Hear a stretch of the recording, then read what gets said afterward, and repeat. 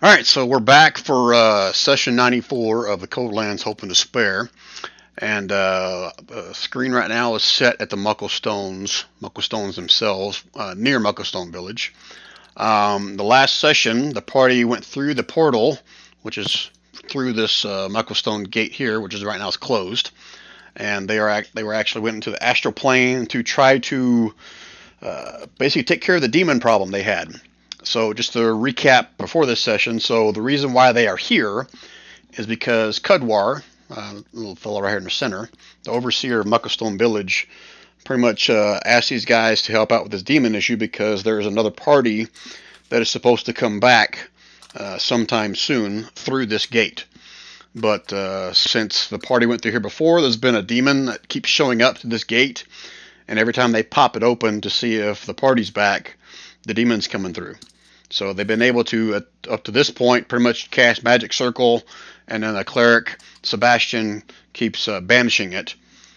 But the demon just keeps coming back because banishment is not permanent. So the group went through the portal. After they fought it the first time and banished it, they went through a second time. I guess it was your intention to kill it. I'm not sure if it was or not. But went through the gate. This time when they went through the gate, the demon was there with a few more buddies than last time, and they also had 3 bodies with them. And the demon started out just having a conversation telepathically with Nira, basically saying that what I say was his master had lost possession of a portal into his world, and he's trying to make a deal with them. Basically, he's trying to get them to go and free up this other portal. That way, they would not need this one anymore. Otherwise, he said he would keep coming back here and keep throwing more dead bodies at your doorstep, basically.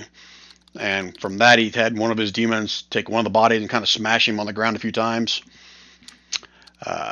More details. You guys asked the demon some more questions. Basically told you the portal was located in the fortress of the Half Demon, and that a Death Slod had taken over control of that portal. He was asking you to basically banish the Slod, and then the demons would have their gate back and they wouldn't need this one anymore. He also shared that the Pit Fiend shared that there was this is a 4th edition demon, I think, or devil, Paeliryon, Paeliryon. I don't know if I'm pronouncing it right or not.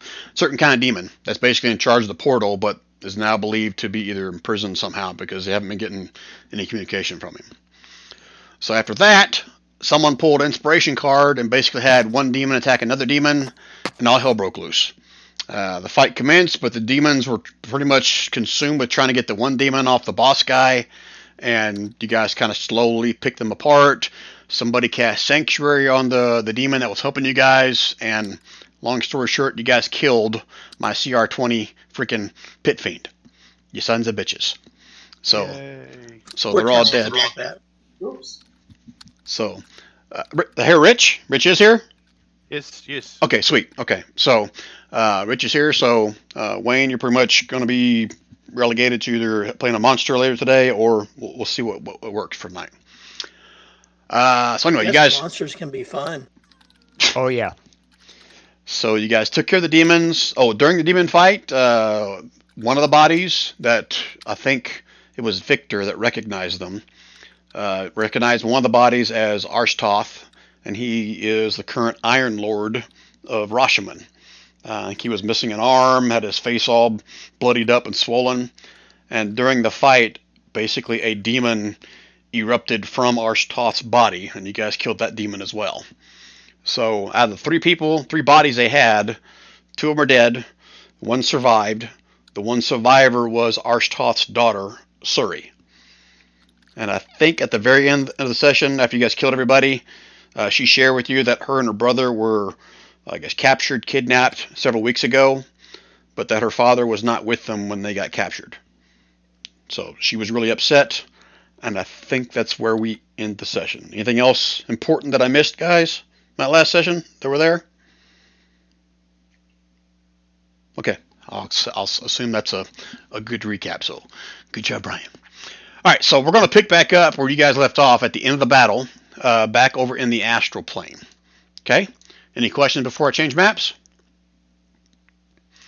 take that as a no. You guys can still hear me, right? Yep. Okay. Yep. Okay. Roger. All right, so here we are, I moved all the dead bodies out of the way because it was a big clusterfuck of all kinds of dead things up here. But here you guys are at the end. None of your hit points should be, well, I guess Nira and Brevin never took a hit. Actually, quite a few of it never took a hit. But here's the dead son of Arstoth. Here is the alive daughter. Someone did cast like Cure Wounds or something on her at the end. And this was the body of Arstoth, the Iron Lord of Rashomon. Okay? So, what would you guys like to do?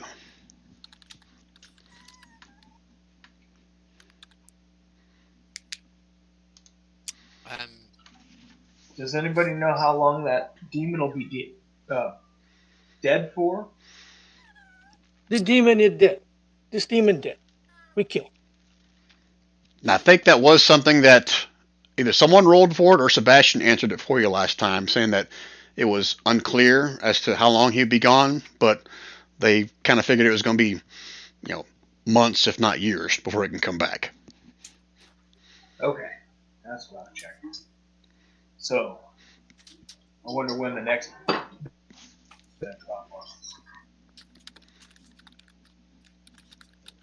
Yeah, just to make sure you guys are clear that Pit Fiend did tell you guys that his master was the one that kept sending him back here. So his master is aware of this.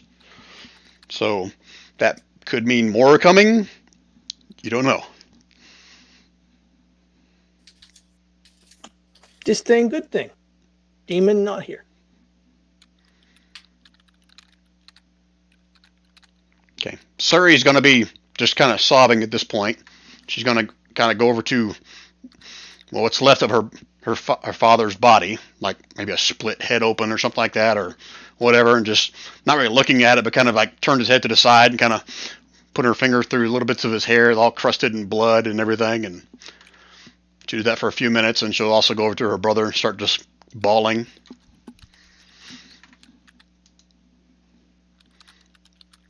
And nobody cares. So she runs over to this Yurthis guy, and Aes kind of leans over and goes, so who is this? I mean, your brother. And between sobs, she kind of just fills you in again. Yeah, it's her brother Erthus, and the two of them were on a scouting mission, Rashomon, a few weeks ago, when they were besieged by demons and taken prisoner. Aes gets a good look at the corpse to make sure there's not because I assume it's pretty mangled and bashed up. Yeah, he's the one that the demon kind of grabbed by the feet and slammed into the rocks, and he also got blasted a few times with some area effect spells from somebody. I don't know who that would be. Any rate, Aes is kind of checking over, and he's kind of like, "Oh, I'm so sorry that this happened, but this could just be a fake. It might not be the real Erthus. Demons are tricky. You should never trust them." You can see she kind of gets like a serious look in her face, like she's like boring a hole through you at this point. So this is my brother. I've been with him for the past 2 weeks. I know what he's been through. I've been through it. And Ace is just kind of like, okay. Well, good news is we don't have to turn over this portal to some demons. Right? That's good for everyone. She's going to start dragging her brother's body over towards her father's mutilated body as well. Aelin's going to give her a hand and look at her with the utmost compassion and say, at least he gave his life for a noble cause. Think of the good that's going to come from this. I know your pain is great, but good will come from this. It's like he didn't give his life. It was taken. Yes, it was. But he knew the risk when he came here, just like all of us. Just like you. And I'm going to replace this ugly looking demon with... This is what our father's supposed to look like, but obviously he's all beaten up and head split open and everything. Because I don't even know where he came from. He wasn't with us when we got ambushed. I just assumed he was looking for us, but I don't know. I didn't see him until we arrived here. That's the first I knew that he was captured as well.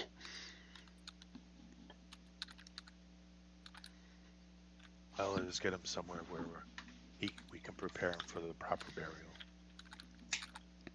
And she kind of thanks you for that, and she looks around, seeing if anyone else will help her carry the bodies, through the portal here.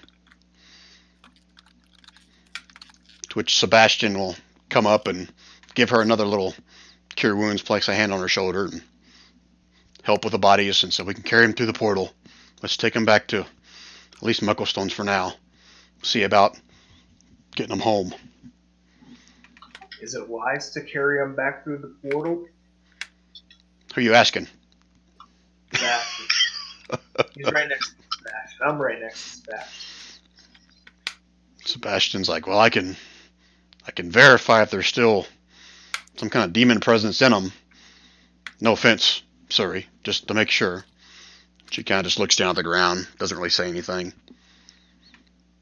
You see him kind of wash his hands over both of them a little bit and close his eyes. He says, the taint that was on these two are gone. But this one, he kind of holds a hand over Arshav's body. Says, something just doesn't seem right or whole about this one. And Suri's eyes would dart up at him. Says, what do you mean? Says, this body that is before you, I'm not certain it's really your father. Dun dun dun. Anybody have any questions or something they want to say to that?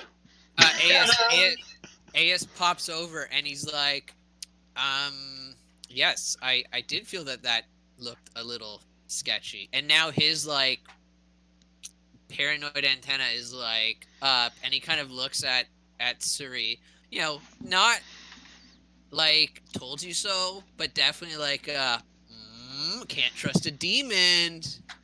He goes, I knew it. I knew you couldn't trust a demon. And he goes, so go ahead, Suri. No, you go ahead. I was gonna say, so what is it? Is this actually just a lizard person inside of a human suit? Is that what he is? And they're in lines with the demons? You asking us, Sebastian?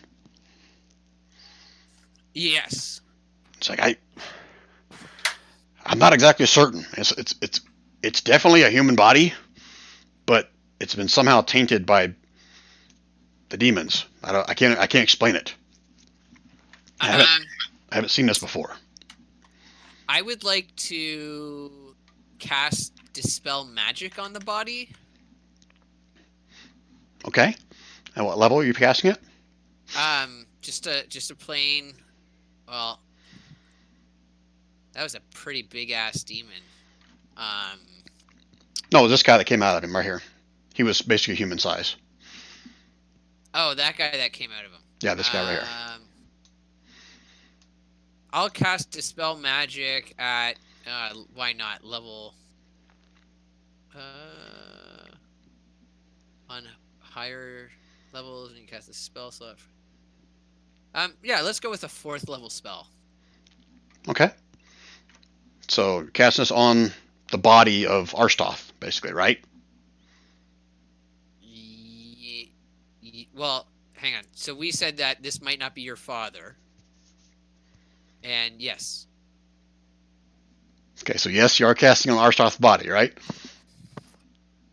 Yes, I would be casting it, I guess, theoretically, on his body. Okay. All right. So anyone else like hanging around watching this? Are they off doing something else, or what's everybody else doing? I'm enthralled. Yeah, I'm watching too. Okay. And Rich, do I even have Aelin on the screen? Yeah, you're there. Sorry. Yeah, I'm there. Okay. Yeah, I didn't see it first. And I'm making like a big deal about this, like guys, I'm on to something. If I had a magnifying glass, I would have definitely put it up to my eye by now. Okay. All right. So is this a touch spell? Not a touch spell. I have 120 feet of range, So I take like Social distancing. I take like a good solid like step back, and I'm like, and I hold my fingers to like my head, and I'm like looking at him, and I say the magical words, like "reveal yourself" or something along those lines, Okay. or All or right. you know or his magical words of "I just don't trust you." Exactly. #no trust. Okay. And I cast that at level 4. Okay. So those of you that are within, I say 10, 15 feet of him, you can kind of watch. Again, the body is badly, mauled, split open. I mean, those of you that even Victor, like, was the one that recognized him at first. At this point, he's like half his face is gone. He's split open, so he's really unrecognizable. But you can actually see somewhat of a recognition on Victor and Suri's face as the face itself starts to kind of transform. And where you can see on this picture here, he's got a white beard, but the beard kind of like melts away, and it's still a human face, but there's no more beard, and its hair kind of, what little bit of hair is still on its scalp turns like a dark black, and then Siri's eyes just get big, because what kind of devilry is this? This is not my father. Who is this? And she kind of reaches down and kind of puts her hand on the face and stuff, kind of like trying to recognize it, because I don't know who this is, but it's not my father. And he goes, "I knew it! There is treachery afoot." And then she starts looking at her brother. Almost, you can't tell if it's like a hopeful look or if it's more of like a look of, oh shit, is this really him? And she'll look to you, AS. Says, can you do the same thing to my brother? Yes, I can do that. And I kind of walk over to and I give her like a really good look too, just to make sure that like she's not fake. And I'm like definitely thinking this is very suspect, but I'm like, okay. And I guess I cast it on her brother as well. Okay. Level 4 dispel magic. Okay. Are you stepping back again, or are you going to stay close this time? No, I'm definitely maintaining like a good 15, 20 foot head start on, say 20 foot head start. And if I can kind of get this rock in between us, so I'm kind of leaning around it. So and you start backing up, she kind of backs up with you. She says, why are you doing this? Why are you backing up? What are you going to do to him? And the brother's a dead body, right? Yes. Yeah, I'm like, you can never trust a dead body. And with that, I cast Dispel Magic again. They just don't stay dead, or they're not what they're supposed to be. Okay. You're doing your mana points while you're doing this, right? Oh yeah. Okay, right. I'm gonna need some sort of rest soon. Yeah, I see you're getting low. That's why I was asking. Or fireball. Okay. Anybody else do anything else during this? Aldum's just kind of watching the general area. Okay. All right. So you cast the Dispel Magic on Earth's body, and both you and Sir and everybody else that's watching kind of watches closely as don't see any kind of changes at all on Earth's body. And at that, Suri starts bawling again, and she gets down on her hands and knees and kind of caresses his head and her arms next to her knees and just starts bawling. AS walks over and puts a hand on like her shoulder and like slash back of the neck, partially checking for seams of like a human suit, but also is like, I'm sorry you had to find out this way. So you're trying to sneakily see if she has like a zipper in the back. Is that what I'm understanding? You're right? Essentially, or there's some sort of like seal or like fake disguise that she's wearing. Okay, so first thing I want you to do is so you're actually touching her, examining her neck or whatever, right? Yeah, kind of. Okay, so give me you a know how, like, yeah, go ahead. give me a sleight of hand unless you're trying to make this kind of obvious of what you're doing. I would make no effort to make this. I would definitely not want this to look obvious. I don't want people to think things about it. Okay, So as you put a hand on her shoulder, then your hand starts moving around a little bit. She kind of turns and looks at you somewhat strangely. And now you can give me a investigation if you want. Okay, can I use guidance? Can you cast it on yourself without making it look obvious? I can touch myself and be like, me? You can touch yourself. Anyways, I'll just do it. I'll just roll the investigation.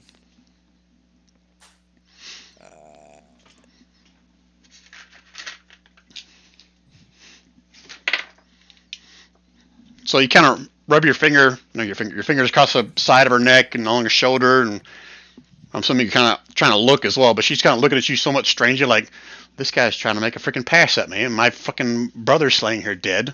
But that investigation, you don't see anything from your touchy-feely that seems like not a normal barbarian lady.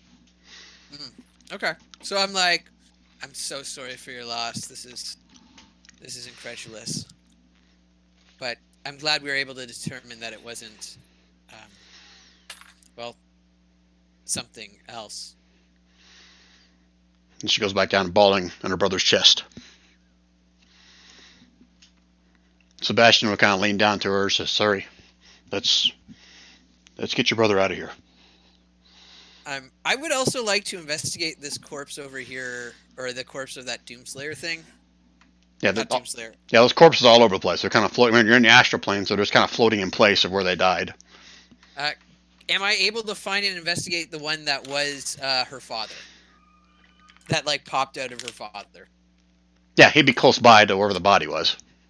Okay, so I'd like to investigate that, see what's up with what kind of tricky demon or whatever it is.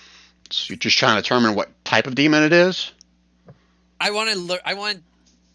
So, Aeus does not want to get fooled again, so to speak. So he wants to look at it and see if he can figure out what to look for, maybe what it is, and he would definitely book about don't get fooled by.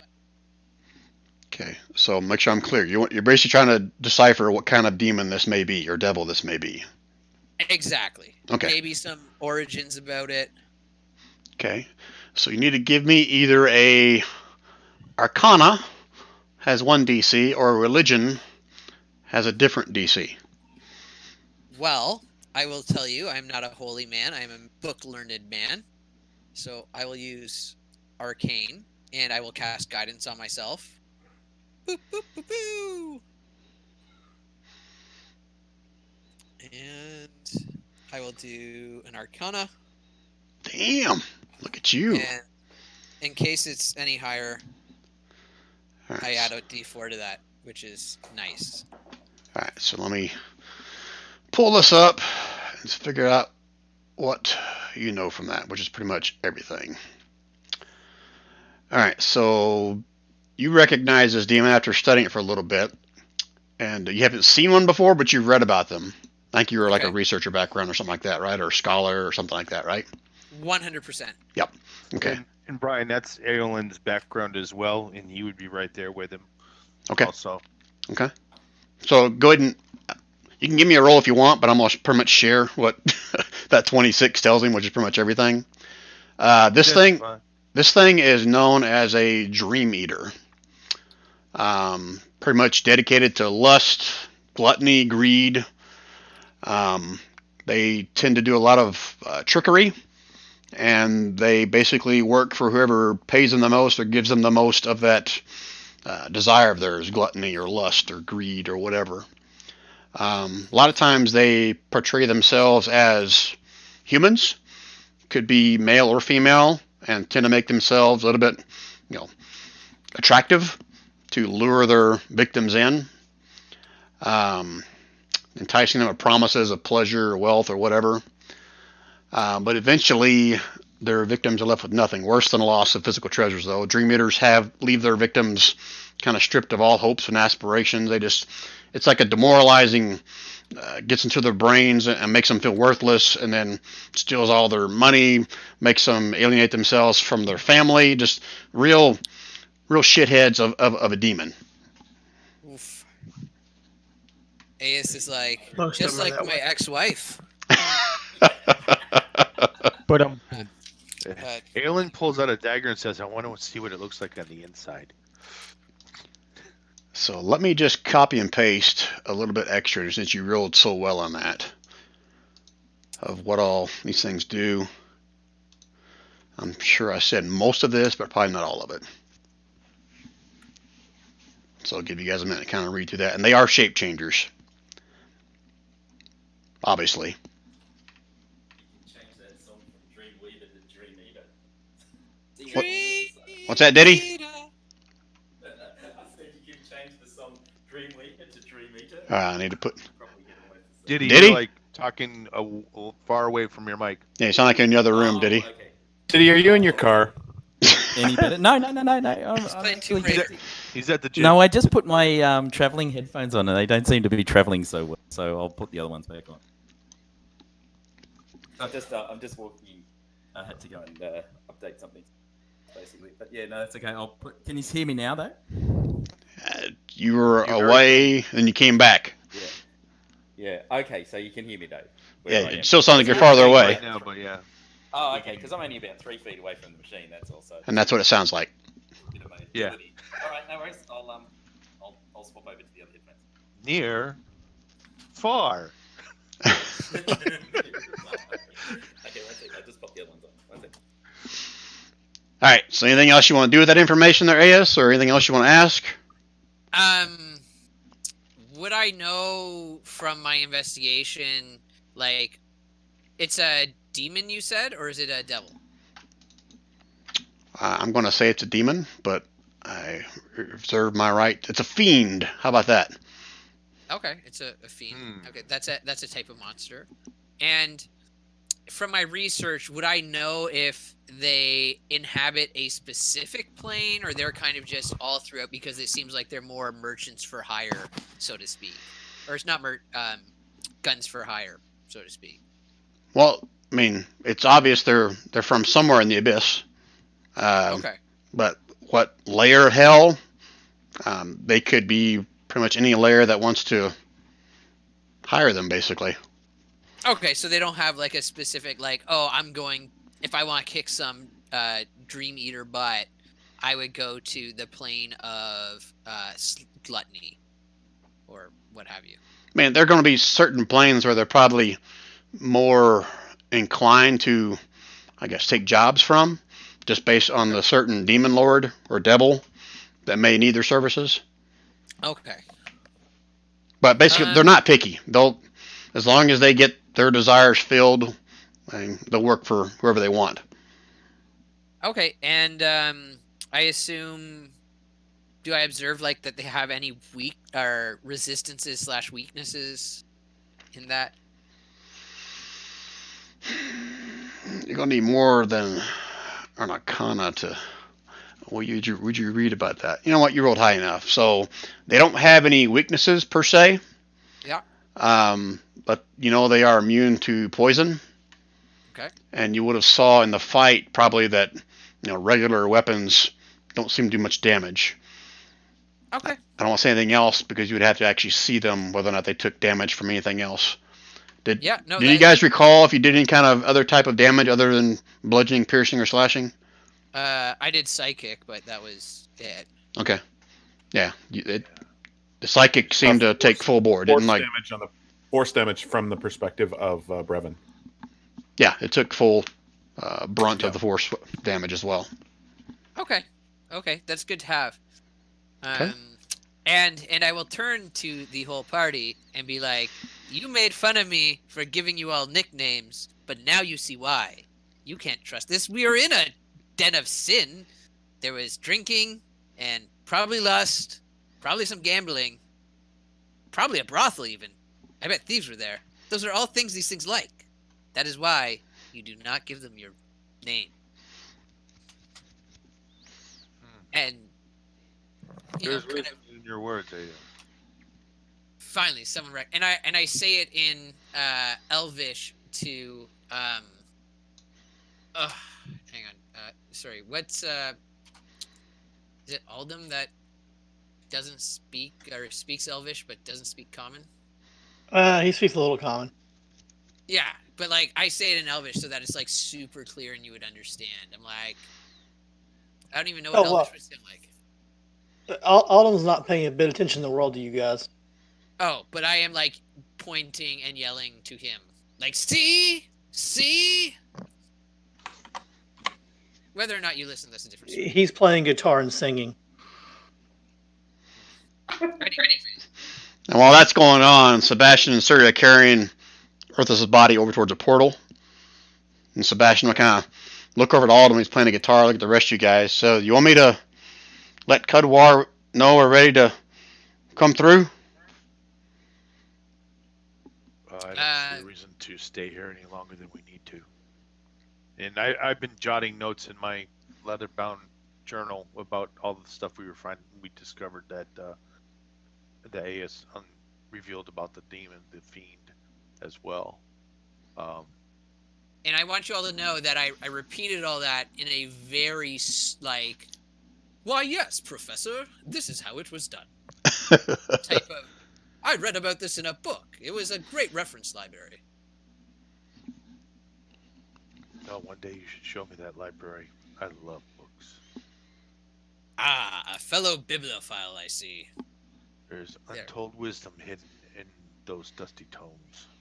There certainly is. And I'm going to find it. You and me both, my friend. You and me both. And I like give him a high five. Well, I'm a gnome, so it would be a low five. High for you, low for me. So Sebastian will start kind of doing his hands in some kind of emotion and close his eyes and mumble a few words. Then a few seconds later, and I realized this after the last session, I never did this for you guys. I can actually go in here. Kabam! Wow, that's awesome. Ooh. That's nice. That's a lot better than me trying to draw a freaking portal there somewhere. So there you go. After the fact, I finally figured out how to make it work. So the portal fires back up, and Sebastian will look around, see if anyone else wants to go first. Otherwise, he'll walk through the portal carrying Earthus with Suri. AS will never go first, unless it's into a library. I'm gonna follow Suri. Okay. Anybody object to going through the portal? Nope. Not I. Nope. All right. I Time to go through the hesitate. portal. Should we take the corpse of this Dream Eater with us? I was debating that myself. Let's Okay. burn it. So yes, you are, or no, you're not.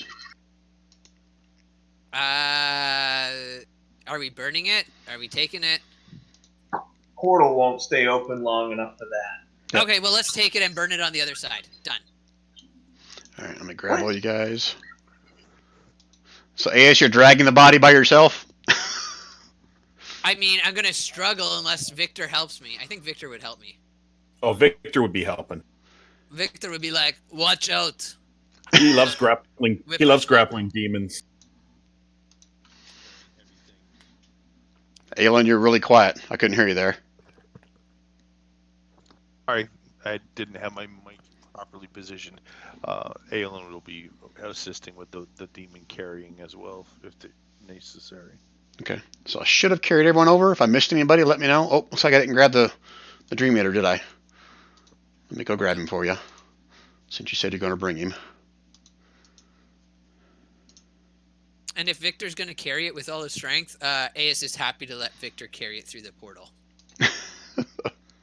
I'm sure Victor will just kind of throw it over his shoulder and bring it on in here. And I do not see me on the new map yet. Aelin, that is. Well, poop. Did I miss anybody else?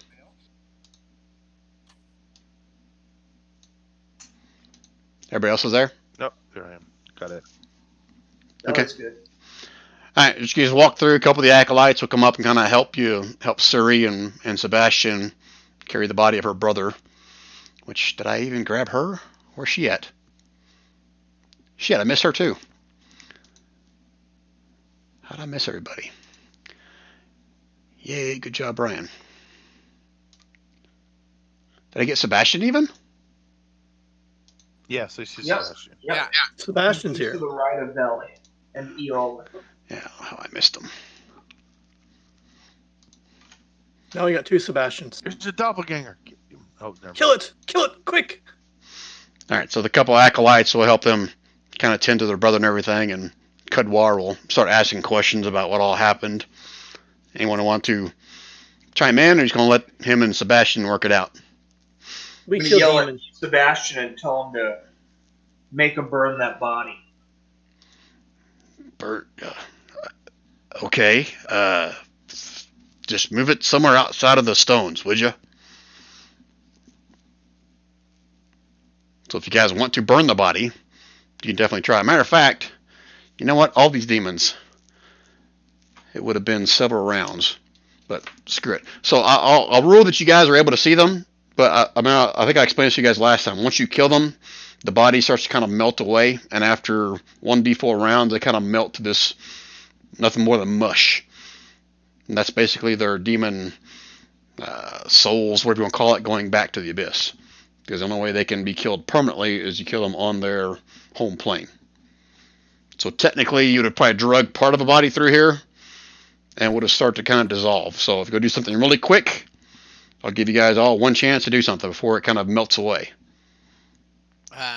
Well, I had tried to put it into a jar, and it did not last. So, yeah, I have no other desire. Okay. Anybody else going to try anything? No, sir. Going once, going twice, and it dissipates after just a few seconds, or maybe a minute. All right. So you guys are back in the material plane here. Kudwar kind of gets the rundown from you guys. I'm assuming that destroyed all the demons, and he'll be very, very happy with that news. But he'll also say he still doesn't know when the others are going to be back. Again, just for those that weren't here last time, the other group did teleport back in already the previous night, and all those folks are still back in town. I think Silith was the only one that left town so far. Everyone else is still in town, correct? So Twig, Toman, Sylvia, who else am I missing? Or just those three? I think that's it. Okay. All right, so Kudwar will mention to the group, says, if anyone else has sending for, or you guys don't even know Diddy. Last time we had Silith do it, right? And Silith took off. So we need somebody to kind of reach out to Diddy and Usul, Professor P, and see how they're doing, about when they're going to be back. Kind of look over at Sebastian, because no one else here has sending, right? I do not believe I do. I will check my spells. No, I did not take that spell. Okay. So Sebastian will look around the rest of the group, and I'm asking you guys, do you guys want Sebastian to send a sending to these two folks now, or you wait till later? What do you guys want to do?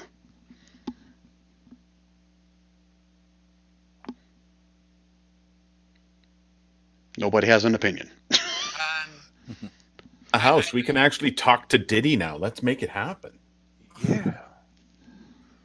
Voice. We could use those nature's whispers, I think, if they go for. Oh, no, wait, they have to be within 30, 60 feet. That's too far away. We've been using Victor as the voice of Diddy. We need Diddy as the voice of Diddy. Hello? Wait. I'm getting some interference. Hello? Oh, what do you mean? I've run out of credit. Damn it. All right, so if no one else is objecting, then Sebastian will find a nice quiet spot, sit down, and start to send a sending spell. Do you guys want to make a suggestion as to who you should try to contact? Because right now, as I recall, you guys still think that Usul, Diddy, and Professor P are all alive and making their way, right? Well, it was Diddy that we talked to last time, so it makes sense we'd talk to Diddy again this time. Okay. Oh. What did you tell Diddy, just so I know? That's what I'm telling you. So I'm telling you, Victor was Diddy. It's nice to have you here. So for Hilton's, so for Hilton's purposes, just so you know, so the way that Rand portrayed you is, so Scylla sent you a message saying, "Hey, where you guys at?" And then Diddy was just like talking 90 miles a minute, saying, "Oh, we're fine. We're heading to Spawning Stone," and was going on and on about something else, and didn't realize that there was a 25-word limit to it on response back. Just kept on talking. And then Scylla sent you another message, and you were still talking the same story, but nowhere in there did you say that we don't have Professor P. You just said we're all fine. We're all heading to the spawning stone. So that's why I'm saying everyone still thinks that the three of you are still, alive and kicking and on your way to the spawning stone. Gotcha. All right. And at the moment, I'm just there with Usul. So, all right. I'll. This is in this time though. So this time frame, are we sort of close to catch up, or? So in meta knowledge wise, for you, Diddy, and I guess for Usul as well, this is where you guys are going. Just came into the vast openness right in front of the spawning stone. If you guys remember, giant air pocket with all the chaos being spewed out of it. That's right when you guys, or right around the time you guys are inside that pocket, running away from the giant spawns that were chasing you. Yep. That makes sense? Yeah. I'm a bit busy at the moment. I have to call you back. So let's role play this out a little bit, because there's going to be a couple twists to this that you didn't probably know about. So he's going to try to attempt to contact you, Diddy. And normally sending, there's no kind of roll or anything like this when you cast this. But so you're in the ship. You're kind of keeping an eye out for the bad guys behind you, or maybe giving directions, whatever. But you hear it's almost like a CB radio signal, like you're getting like one every maybe 6-7 words. You can make out that it's Sebastian again, but Okay. you're getting like one every 10 words, so you can't really make out what the hell he's saying, what he's asking, and then it stops. Okay. Then I'll send back found spawning stone on our way in. Everyone okay? Ooh, that's a big lie. Okay, so Because we're on the way to the creature, right? We're not fighting him yet, right? yeah, this is on your way to the surface of it. We know what you okay, meant. yeah, Important people are still alive. Okay, again, you guys didn't hear that. Sebastian's the only one that heard that. Okay, but he didn't even hear that. So you see kind of a confused look on his face as he opens his eye and looks at the rest of you guys. Said something's... I can't get a full signal. All I heard was stone, every, and in. That's all I got. But it was Diddy's voice. So I don't know what that means, what's going on, but I've never had a sending spell malfunction like that, if that's what it was. It's really far out social distancing. So Cudwar kind of scratches his head a little bit. So what?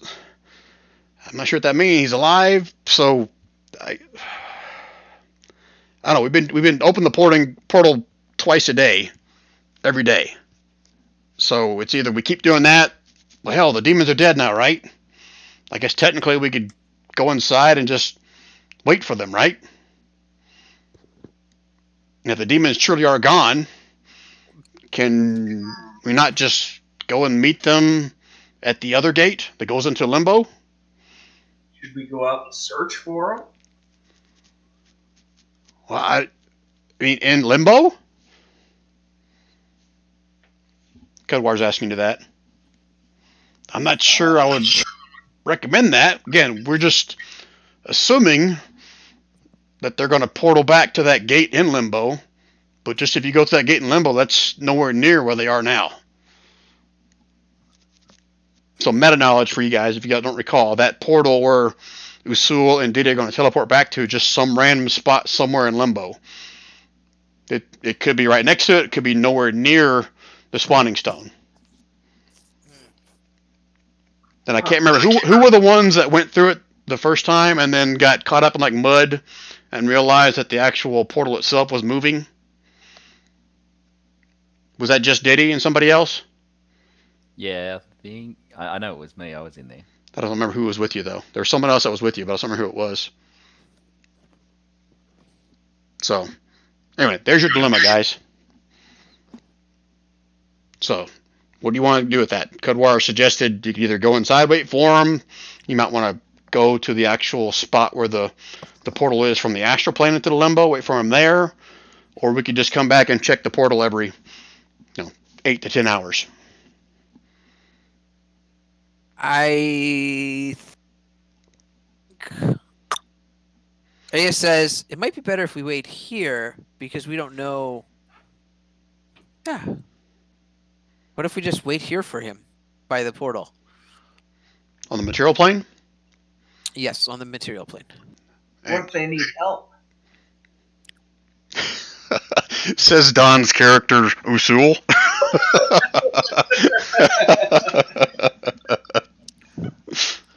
And Cudwater will remind you guys that the portal here is one way. It says you can't open it from the other side. We have to open it from the material side. Hence why Sebastian was sending Cudwater a sending spell to tell him to open the spell.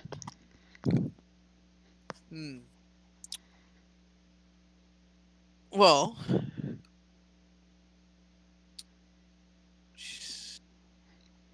just need a decision from you guys. I look to the rest of the party.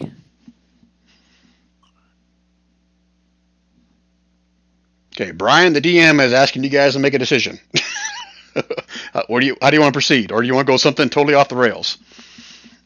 I can't vote in this one, can I? I think I have to abstain.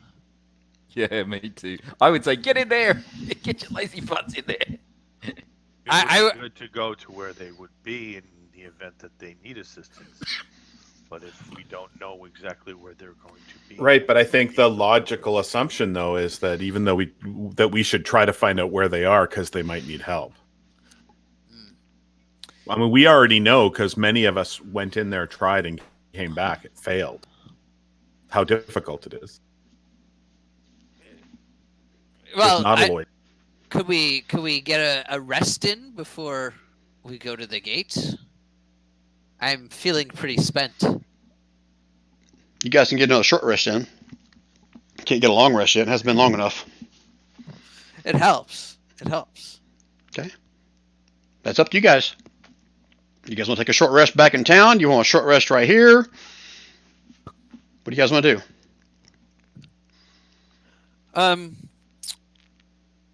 I said, well, I'm happy to short rest here.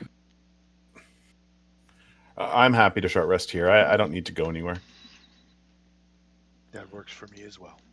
Okay. How long do you guys want to wait for rest? Just an hour? You want to wait a little bit longer? 8 hours of short rest, Brian. All right, you can do that. Again, you just don't. It's a short rest, not a long rest. But technically, with a short rest of 8 hours, you'll get all your mana back. It doesn't matter. It doesn't matter to me because I might get a little bit of key back, but Okay. You just won't get anything back that says you need a long rest to get it back. Yeah. Well, I don't know if I'd get all my mana back. Yeah, you would. If Oh. if you're truly resting for 8 hours, you'll get all your mana back.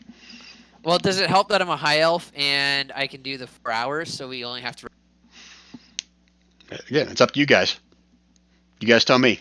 I'm not dictating to you how long your rest has got to be. Unless you want me to.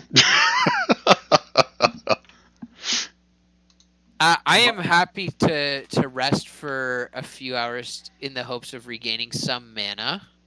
I only have to rest for 30 minutes to get my key back. So I'm happy to do whatever you guys need to do to get as strong as you need to get. Same here. So here, let me make a suggestion then. And you guys tell me if you want to do this or not. I'll say just go ahead and rest for 4 hours, and then you kind of hang out for another 4 hours. That way I'll start jumping back and forth between Usul and Diddy and you guys, and you guys will meet up. You guys okay with that? Okay, Yeah, okay. let's do that. All right, so you guys can take a 4 hour rest. You can roll for your hit dice if you want to get them back.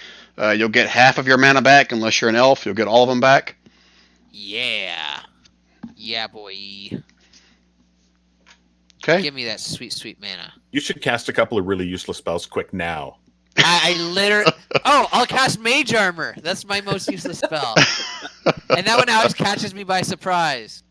And I only have one spell or one mana left. So that dispel magic really burns some stuff. Unless somebody has anything they want me to identify. No? Okay. Yep, sounds like a no.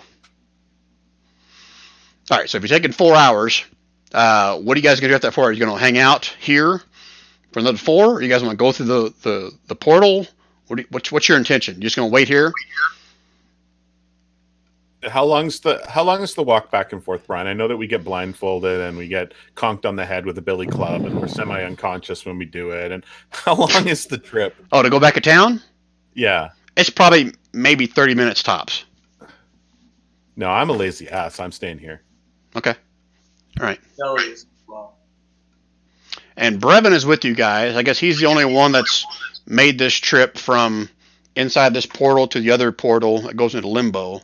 And he would share with you guys, I'm trying to go off memory now. It was like somewhere between 8 and 16 hours, depending on how fast or how sneaky you're trying to be to get from this portal to the other portal. So that's how long of a potential travel it is. So take that with a grain of salt, whether or not you guys just want to wait here or go through and meet them halfway or something like that. I'm being very liberal here with the information as a DM. Being liberal because you're thinking it's a good idea if we started on the trek a little bit and Brevin could lead us. That might be a good idea. Yeah, so why don't we do that? Because that seems to be a suggestion coming from maybe a fake god, right, Diddy? Maybe. Yeah. All right, so Let's throw caution to win and go that way. you're going to bring Brevin with you again because he's going to be your guide. Do I have him on the screen here? Where is Brevin? Looks like I missed him as well. Great. I just miss everybody. Well, Brevin's He's on with the you. other side of the portal. Yeah, he's on the other side of the portal waiting for you guys. Knocking. Guys? All right, so you guys get your 4 hours. Get your whatever you get back with the short rest there. Roll your hit dice if you want it. Get your mana back if you're high off. Otherwise, you get half your mana back. And you guys are going to start making your way towards the gate that leads into Limbo. All right?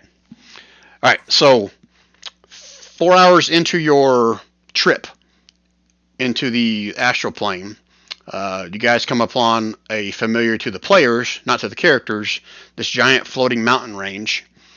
And Brevin tells you that's probably about the halfway point between this portal where you came in and the portal where you got to meet them at.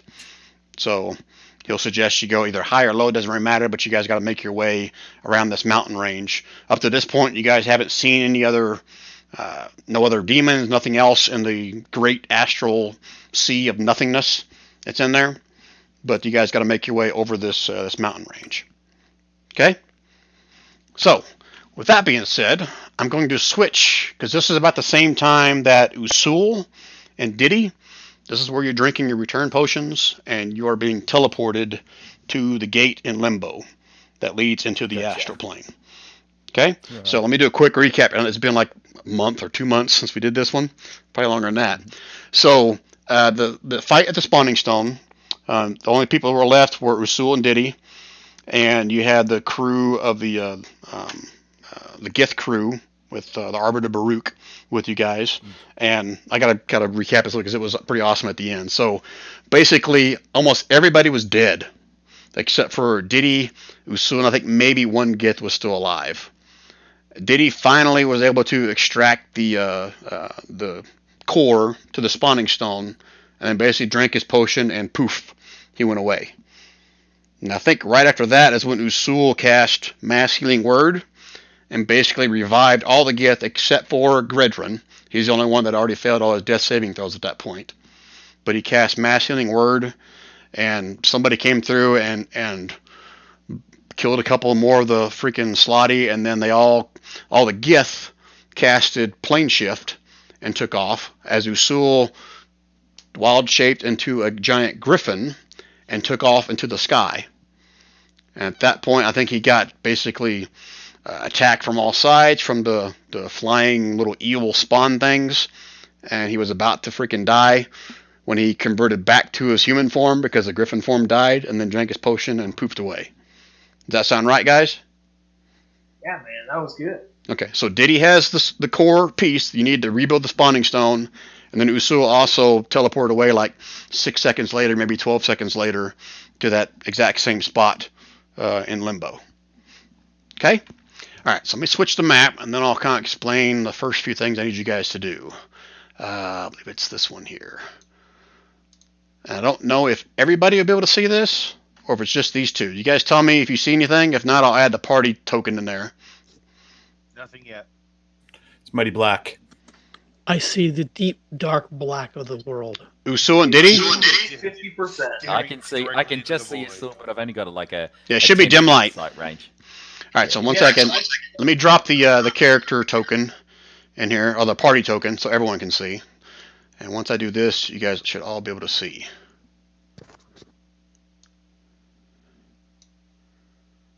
That's pretty trippy, man. I guess it would help if I put that on the right layer, though. I'm on the GM layer. There we go. There you are. Now I can see.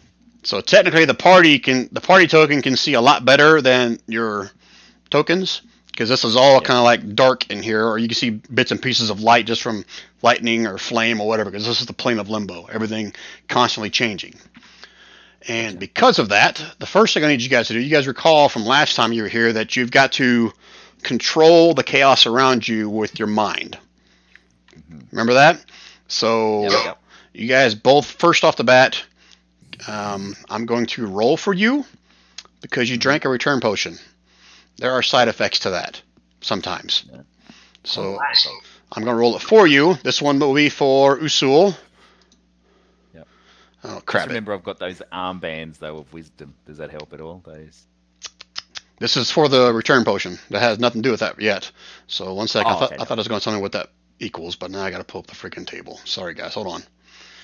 Is that in the master list of handouts? Or is that just you? Yeah, it's in there somewhere, but I got mine shortcutted. So a 6. Nothing happens to you, Sul. So let me roll it for Dittmeyer. Ooh. Remember how Goda was like stinking really bad for like that whole last session? So as soon as you bamf into the spot, you shit your pants. Oh, I would have anyway. Okay. I sit I was there going to say, what's the new effect? Did you see the size of that bloody worm? Oh, jeez, I've just had one myself. Little baby worm.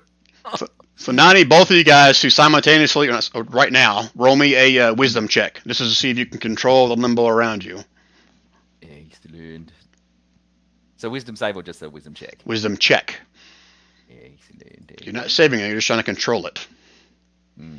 Holy shit, guys. I think I get advantage because of the armbands. I'm wearing that armband thing. Does it give you advantage or does it give you a plus? I forget. Oh, I don't know. Let me throw it up for you. It's called the armbands of wisdom. Yeah, I remember. I just don't remember what it said in the description. Crap, I didn't copy it over. Let me see. Armbands of wisdom. So not in your bio section of your character sheet? It's in under my items. I normally copy it in, but I haven't got it in there. Let me just go up to the items. I'll find it. What about you, Sul? Is it in your bio? What's that? The armband of wisdom. Yes.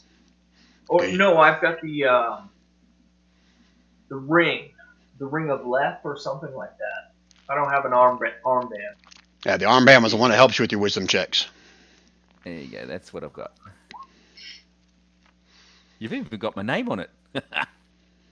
Sylvia's got one and I've got one. All right, but again, Usul said he's not wearing his. So Diddy, you got yours with advantage, and you did do it with Diddy's wisdom character sheet, not Goda's, right? With mine, yeah. Okay, because it still says Goda in the character sheet. That's why it threw me off. And Was Veli. that something else? Maybe two. All right. You put proficiency in there, yeah, okay. All right, so you guys both bamf into this blackness of ever-changing chaos. Diddy shits himself, and then you guys are both in the middle of this vortex of spinning rock and earth and debris. And Diddy, you were able to kind of fight it off, pull up a shield at the last second, or block it with your arm. You're still getting hit, but not doing any damage. But Veli, you're going to take a little bit of bludgeoning damage as you're getting pelted right now. So let me roll this. It is, yeah, that much. You take 9 points of bludgeoning damage, Diddy, as you're getting pelted by rock and earth and debris and this big giant wind vortex all around you guys. Diddy Me or or Usul? Sorry, Usul. My fault, because Usul was the one that failed. I was just making sure because I would have much rather have been him. I know you would. I'm getting stack of points. There's a worm back in Chaos going, did anyone get the name of that bloody truck? I'm going to kill him when I see him. And just so Diddy knows, Usul's looks like he's about to fall on the Yeah, ground. look, I can see you, man. So he's going to walk over to you and place. And my wings, and are they out or are they in? How far after that fight is it? It's instantaneous, isn't it? So he'll put his hands on you, and you get 11 points back. And Diddy, what is your wisdom score? My wisdom score is 12. Okay. So you get +1, and I think it's adding my proficiency. I think that's right. All right. So basically, once you get this first initial barrage, Diddy, you're able to kind of control the chaos around. There's a 10-foot bubble around you guys. That's 10-foot diameter, not radius, of where you're kind of keeping the chaos at bay. You can see on the ground below you the burnt, etched marks of this old portal on the ground. Yeah, I see it. All right. Okay, let's get out of here, man. I do not want to stay around in Wormy Town. The only thing I want to ask you, because you're wiser than I am, I've got pieces of the spawning stone, actual pieces. Remember, I picked it up. Do you want me to take it or leave it right here? Let's take it with us. All right, buddy. First person in history, I suppose. I forgot to see who signed the bloody thing, but let's go. Okay, So as I recall, Diddy, just remind me, I think last time you were here, you kind of looked at the marks and figured out what you got to trace on this thing to open it up, correct? Mm-hmm. All right. Yes, that's right. Yep. And you got some kind of a feat that allows you to have like photographic memory, or? No, I've got zitification memory, which is -1 bad. Okay. All right, so that's why I take notes, right? Because I'm crap. It's all in pop-up texters. What crappy crayon. He goes, oh, I need the yellow crayon. I'm best with the yellow crayon here. All right, so recalling and activating this portal sequence requires an action. Mm-hmm. And also, mechanically wise, every round, as a free action, you got to make another wisdom check to maintain this bubble of safety around you. All right. Can I see if Usul can re-establish some sort of like control, and then I'll just use the action? Well, because you used an action to do something for Usul when you helped him, right? Or healed him. Yes, it's definitely an action. Yep. Okay, so before you do anything else, give me another wisdom check to see if you can maintain this control. Okay, Usul coming also up. wants an action. Yeah, I'll just hold Usul's hand. Okay, come on, buddy, focus, man. Because mine's okay. Okay, that's your free action. So now it's go ahead. Usul's going to take a greater healing potion. Okay. One of his 2. And how many points is that? Oh, well, yeah, we're doing the new rules, the max. So a greater healing potion, I think it's 44 plus 4. Yeah, that's right. Yeah. So that's 16 plus 4. You get 20 points back if you're using it as an action. Okay, 20 points back? Yep. Okay. So I mean, this is all on Diddy to see if he can recall and activate the portal sequence. So give me a intelligence check. Oh, that's not nice. Okay, he takes out his notes. He goes, Usul, do you remember anything that I did when I was here? Got 6 seconds to do this. I can try to give him a oh my god, help with that. Oh, look what he did. Oh my god, he goes, oh yeah, just bang me on the side of the head. Yeah, there it is. Yeah. So as you trace the last rune, you saw the whole thing kind of light up blue, opens up, and you're ready to kind of step through. Oh my god, let's go. All right, so you guys stepping through? Right. Yep. I'll take you by the hand so we can both go through together. I've got to clean myself up. Sorry about that. Okay. So let me switch to this map. And this will be a fun reaction for you guys. Can you guys see where you are? Yeah. Or is it dark? I can see it. Okay. Can everybody else see? Yeah. No, everybody else that's not there. Like, Aldum and Yes. Nira. Okay. Oh, yes. Yes. All right, so you may see something familiar. As you guys step through the portal, you guys see the familiar giant, massive dragon kind of floating there in space, and he's actually chewing on what appears to be a dead Slotty. And the portal behind you kind of Bamps out of place. Okay, so let me pull up my notes. I might give it the thumbs up. So, Repeating those slides. need to do a little recap of some meta knowledge. It's been a while. So this was the Void Dragon Xerxeos. If you guys remember last time he came through here. He was- I'm pretty sure everybody here met, both you guys, Usul and Diddy, met him at some point. I can't remember which one of you guys teleported away or whatever, but you both met him. And he was basically here when you guys were attacked by the Oculi Swarm, those things that were trying to suck your eyeballs out of you. Mm-hmm. And I think he talked Sylvia, or not talk, he made Sylvia give up something on one of Yeah. her magic items, correct? Yeah, Okay. a spell storing amulet. Okay, I'm sure there was some Still more bitter. some more conversation that happened along there, but Dragon just kind of sitting there casually chewing on one of these dead slotty carcasses. Kind of looks at you two, says, "Huh, funny seeing you here. Where are you guys heading?" As he kind of grabs one of them, chews on his head. Other side to the prime material plane. Ah, How about you? great ancient one. We are on our travels back to our own plane, hopefully for the last time. Yep, I seem to recall last time I saw you guys, some of you guys kind of blipped away, run away from me. Don't understand why. As he kind of crunches on another one of the slotty's heads. Been a whole lot of commotion in here since you guys were last here. These tasty little toads here. Kind of chews on another one a little bit. Seem to be coming up a little more frequent here. But I don't mind. They're a little gamey at first, but once you kind of chew them up a little bit, they're not too bad. So, you're trying to make it back to the material plane, huh? Yes, indeed. Yes. And the last time we were, I'm sorry, I think that was on the other plane when we met the Mind Flayer ship. Yeah, like you saw them from afar. You saying that to Yeah. Xerxes, or you just talking out loud? I was saying that to Xerxes, but after I started saying it, I corrected myself and said the Mind Flayers were on the last plane. Just trying to keep them engaged, you know. Yep. It's like, yep. I've seen a few other ships out running around. They're kind of a pain in the ass. I kind of don't pay them any mind. They don't pay me any. But it's a long haul from here to the portal you need to go to, right? It is. It is. We sort of know the way. Yeah. Are you offering a lift? Well, We do not. that depends. I'm always listening for an offer. What are you offering to pay?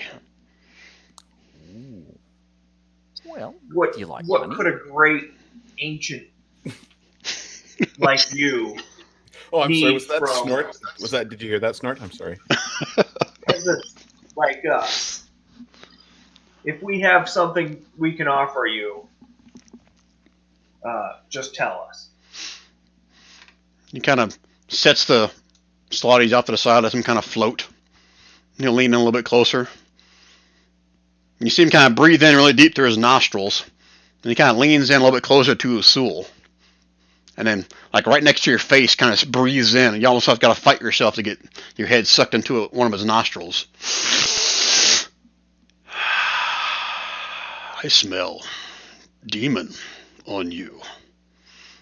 What have you guys been doing? Yeah. Oh yeah. When he says that, I'll ping Usul because I'm so dumb. Really? What do you mean by pinging him? I'll do the divine sense. I don't know yet that he's actually got a demon in him. So I'll just go, "Bling." I'm reading this bell. Make sure I answer this correctly.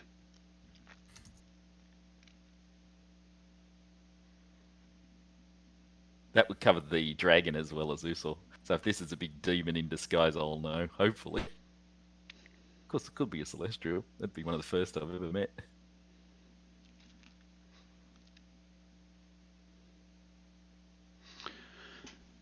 All right, so yeah, you're definitely picking up some. It's not Usul. That's a demon, but Mhm. there's definitely some kind of mixture of mortal and I guess undead or demon-like, fiend-like, almost a mixture of both inside Usul. But I mean, you don't pick up any kind of, what is it, fiend, undead, or what else? Celestial? Yep. I don't think the dragon's any of that. Let me double check. I'll look at Usul. I'll sort of come over to him. I'll go, mate, did that worm give you a drink before it impregnated you?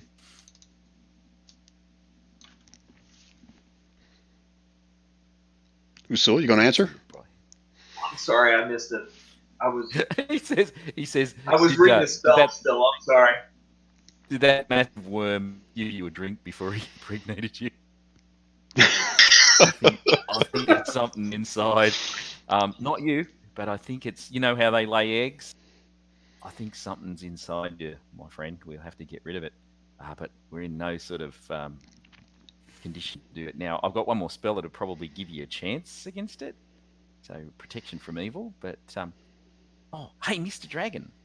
Your name is so where is it? Zera. So Usul, you're interrupted by Diddy talking to you as you hear this voice. Matter of fact, when you first fell and came up, you felt somewhat odd, almost like there was someone else with you, but didn't quite understand it. You were too frantic trying to get away. But now that you've had a second after Diddy says that, you actually hear a voice in your head. It says, "Tell him nothing. Our plans will go on as expected. Keep my identity a secret. We will both get what we want."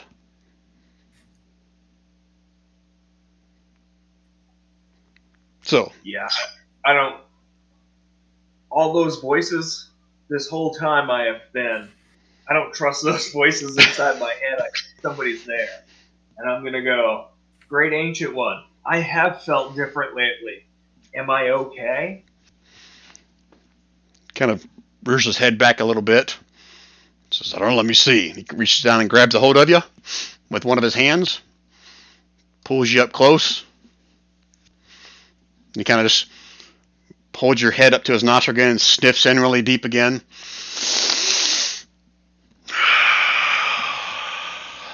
Yup. You got some demon spirit in you.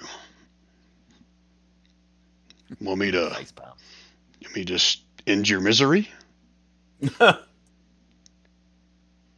Thank you, Great Ancient One. That's But we've got yes. some pathways of getting rid of the demons inside us. I just need to see a priest. The voice inside her says, "Damn it! You will pay for this. I'm telling you, we both have the same goal. No need to share that with others, right?" Great Ancient One, would you be able to assist us in getting us to our portal so we may get back sooner and so I can take care of this issue? Well, like I said before, what do you got to offer? They'll kind of set you back down here next to your buddy. You know what I want. Give me something valuable, something unique. Yeah, I remember there was something that it wanted last time, but I don't recall that metagame-wise. Yeah, either through conversation or either rolls that you guys made to determine what this thing needs. It loves magical items, and it loves like anything that's pretty earth-shattering, like lore or history. But more so than anything, it desires treasures, material things. So I sense the magic about you. You've got a few things that might pay for your passage. What'll it be? Could we pay for you to get rid of the demon, or you don't have that skill? I can bite him in half, put him out of his misery. Yeah, that's what I would call option 2. All right. No, that's a no then. Can you sense how powerful the demon is inside him? Is it, just nothing? It's an okay one, or it's or it's top of the range stuff. Well, he's still alive, so either it has a use for him or it's rather pathetic. Okay. Great Ancient One, I have a bag of tricks that I am happy to give you. I have some Oni skin armor from my people. That is also a very good gift. So I got to ask meta-wise, what's the rarity on those? Coming up. Uncommon on the bag of tricks. Very rare on the Oni skin armor. And then I have 2 more. Okay. He seems, the bag of tricks, he's like, whatever. You mentioned about the Oni skin armor. It's like, huh. I haven't seen one of those before. So, I guess from your description, it's made from the skin of an Oni. Yes? Yes. Great Ancient One, you are wise. Kind of like, well, let me see it. I don't need to mean on you. Yeah. He wants me to take it off? Because I'll take it off for him. Yeah, you take it off. I'm going to go over here. I'll say to the dragon, I've got to sort of go over here. I'm not going to say. He's going to reach out with one hand on you, did he? Says, no, stay here close to your friend. Kind of nudges you back over towards him. He goes, you must have smelt it by now. Just going to change my armor. I'll definitely come back. You got my word. It's just a bit embarrassing. And he'll hold out a hand again. He's not letting you go. He wants you to stay right there in front of him where he can see you. Usul's going to say, as he's pulling off of his armor and whatnot, he's going to say, we're all friends now. You giving him the armor? Am I giving the dragon the armor? Yeah. Oh, you're damn right. Okay. Yeah, I'll just take off my pants and clean myself while he's doing that. The dragon kind of looks at you somewhat funny and says, oh, that's your problem. Yeah, I did tell you.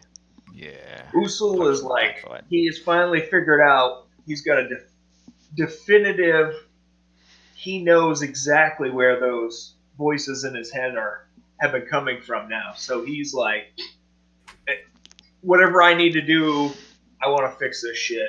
Let's go. I need to give this guy my fucking firstborn son. Let's do it. Dragon kind of holds the armor up a little bit on his, holding it between 2 little fingers like it's a little bitty doll suit, Says, kind of jingles it around a little bit. Says, he sniffs it real big. I can still smell the Oni on it. This is nice. I like this. What else you got? I have bracers of healthy kills. Bracers. Wondrous item.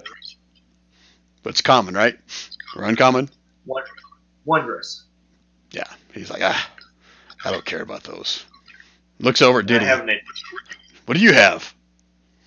Well, I'm just, a shorts full of, wait there. Oh, no, it's all good. I'm washing that out. Oh, he looks up at him.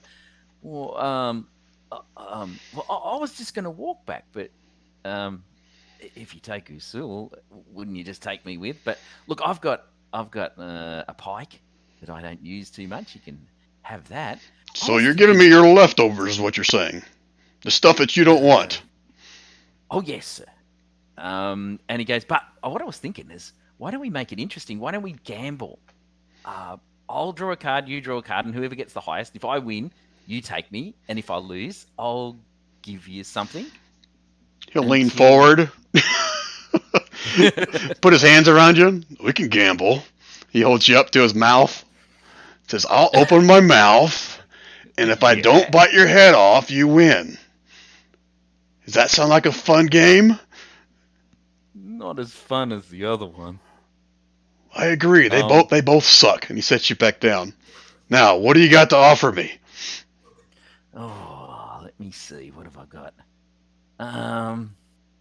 Well, I've got a ring of alter self. Changes how you look. I mean, that could do you good if you wanted to appear as something else. So meta-wise, Just so I can make it clear. He wants something rare or better. Rare or better? I don't know if I've got it. Let me check. I do. My silver sword doesn't even qualify. Jeez, wait there. Oh, how pitiful am I? Look, a ring. No, that doesn't work. Oh God, I don't have shit that's worthwhile. Wait there. He's right.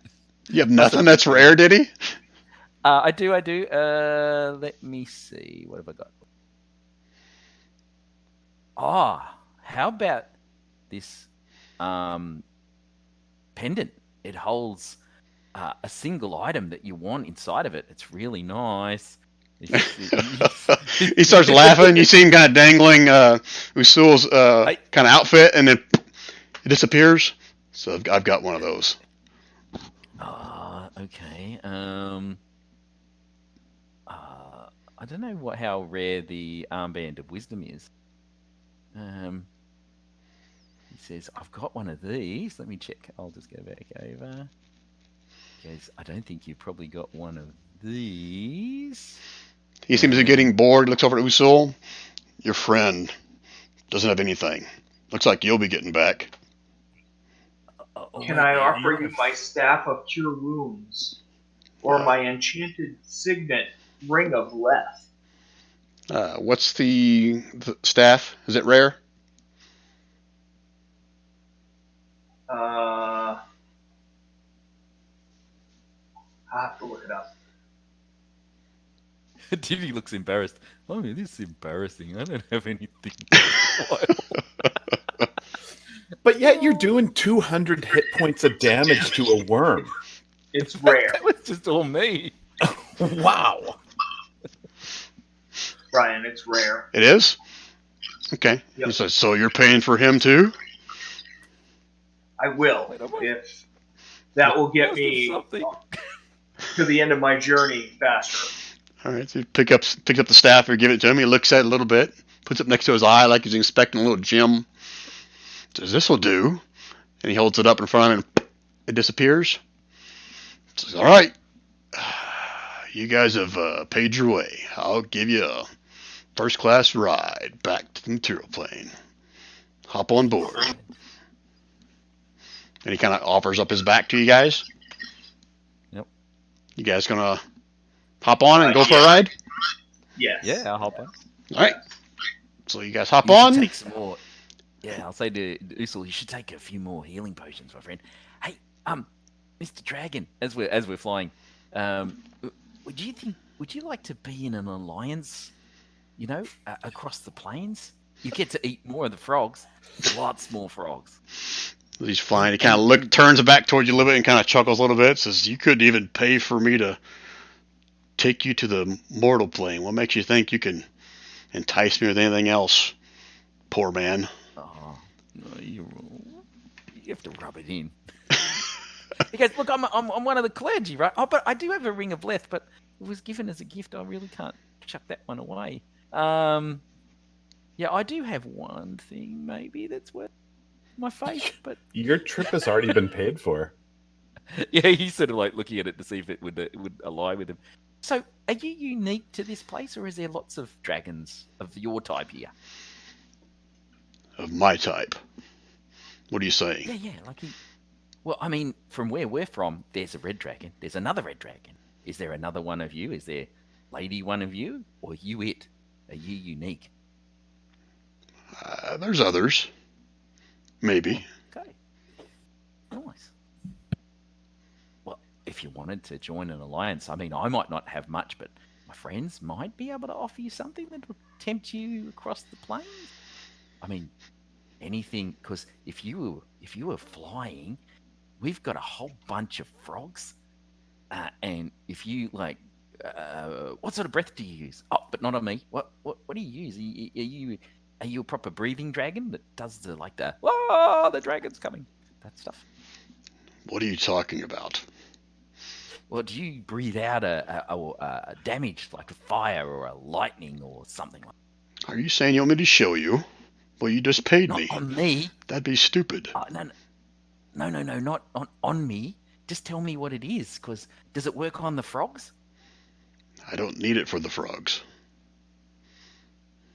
But if we were buying your services, if it works really good on the frogs, You can't afford my services.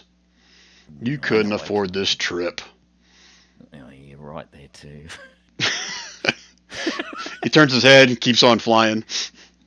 Okay, we'll fly back. Usul's going to say that the short man brings up a good point. What would your cost be to form an alliance? It'd take a lot more than what you've given me, that's for sure. Understood. Great ancient one. But if we were to have a lot more, Come see me. Oh, Diddy Games, wait. I do have something that was worthwhile. I found it. It's a stone that helps me hide. It's rare. I got it. It was hiding. I couldn't find it. It's on stone. Are you offering that to her? No, I just sort of say, would that be enough to get you to ally with us for like a day? It's rare. And he chuckles. Says, no, that's not enough. I'll say to Usul, did you want this, mate? Because you paid for me. I actually found something that I can use.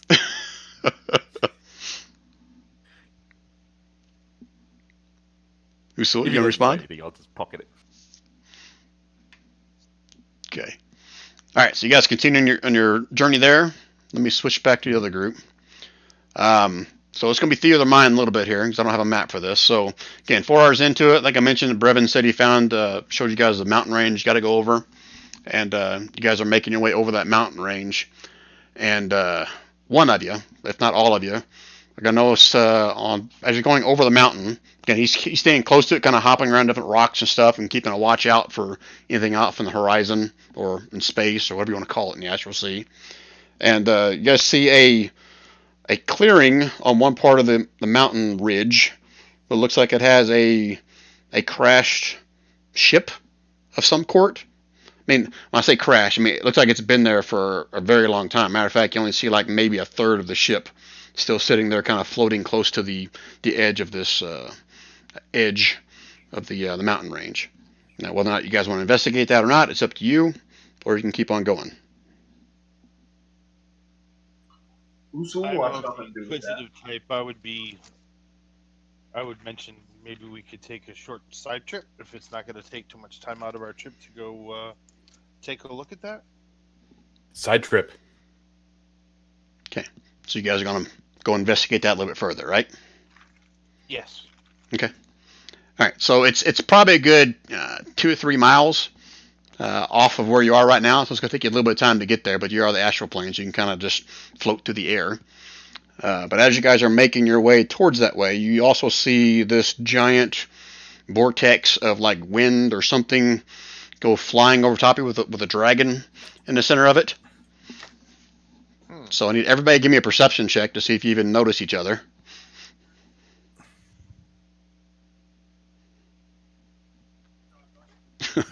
Autumn doesn't notice anything. Wow. Some very perceptive folks here. Come on, you know Usul's going to get it. That's the wrong button. Usul? I thought we were doing belly, sorry. Oh, sorry. Well, yeah, Belly was going to be on one end and Usul's going to be on the dragon, so... There you go. That's One person cool, at least sees it. Well, I have a passive perception of 23, so I don't know if that makes a difference. Yeah, Aelin Aelin's very perceptive. and whoever that last one was there.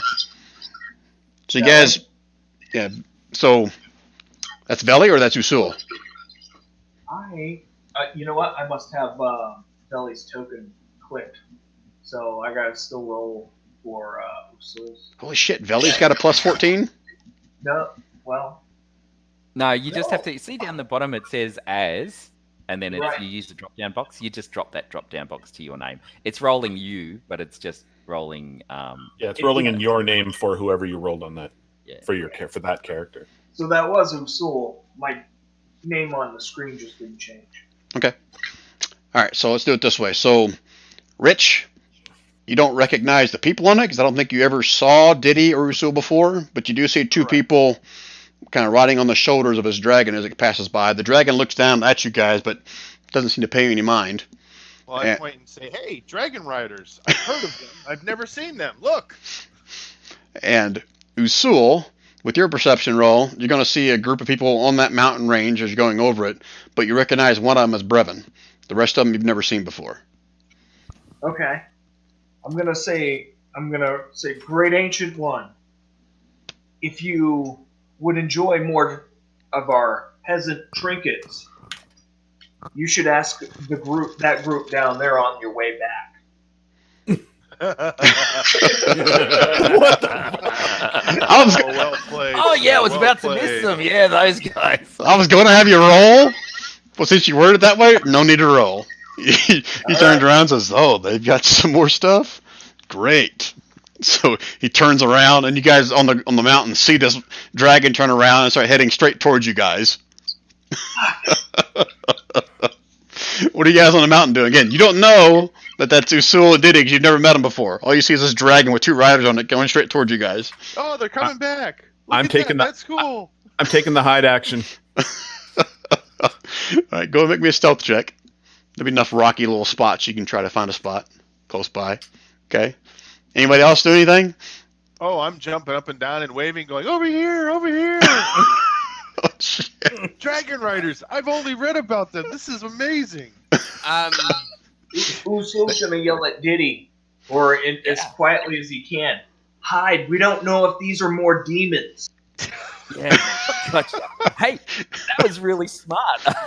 Okay. Is it anybody we know? I'm gonna cast Leomund's tiny hut and hide out in that. All right, 1 second. I got to roll for Brevin because I can't remember what his perception is. So 1 second, I'll pull him up. Where did I put him? Is he active NPC? Is that where he is? You played him last year. Where did I put him at? I think he's in active NPCs. I don't have access to him anymore though. Well, while you're looking that up, can I talk to the dragon? Sure, that's free action. Okay. I'm going to say, Great Ancient One, I was trying to avoid these creatures. I know that they are no threat to you, but in my present state, I would love to get back to getting myself taken care of. Cat looks at, turns his eye up towards you a little bit, says, "What are you saying?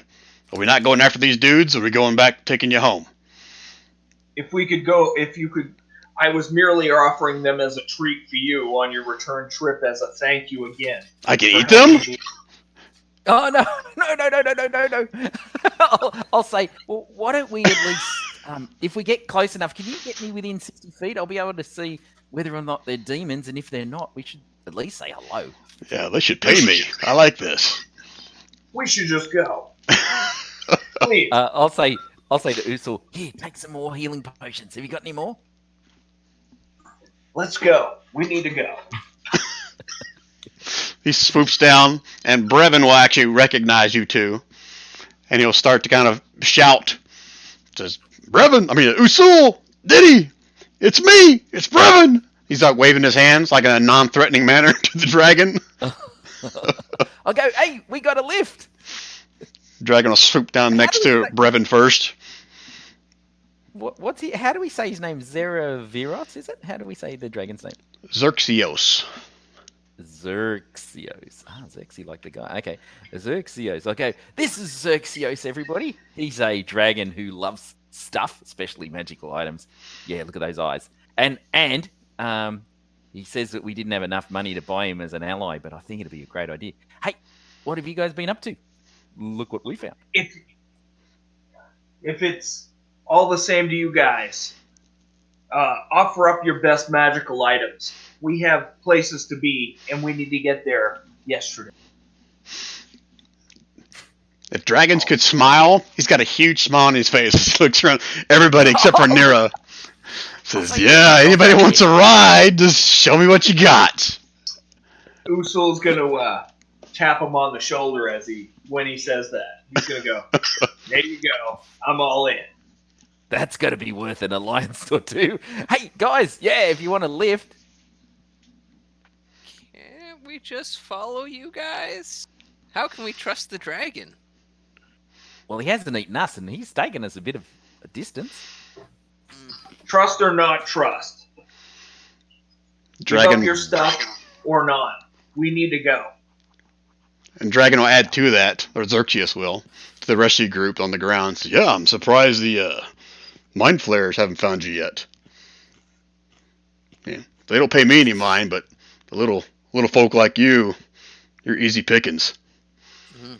But Well, if you don't want to ride, that's your call. I'm okay with that. Well, we've made it this far. We'll just turn around and go back. Yeah. But thank you very much for the offer. Oh, okay. Hey, Brevin, who's the new guys?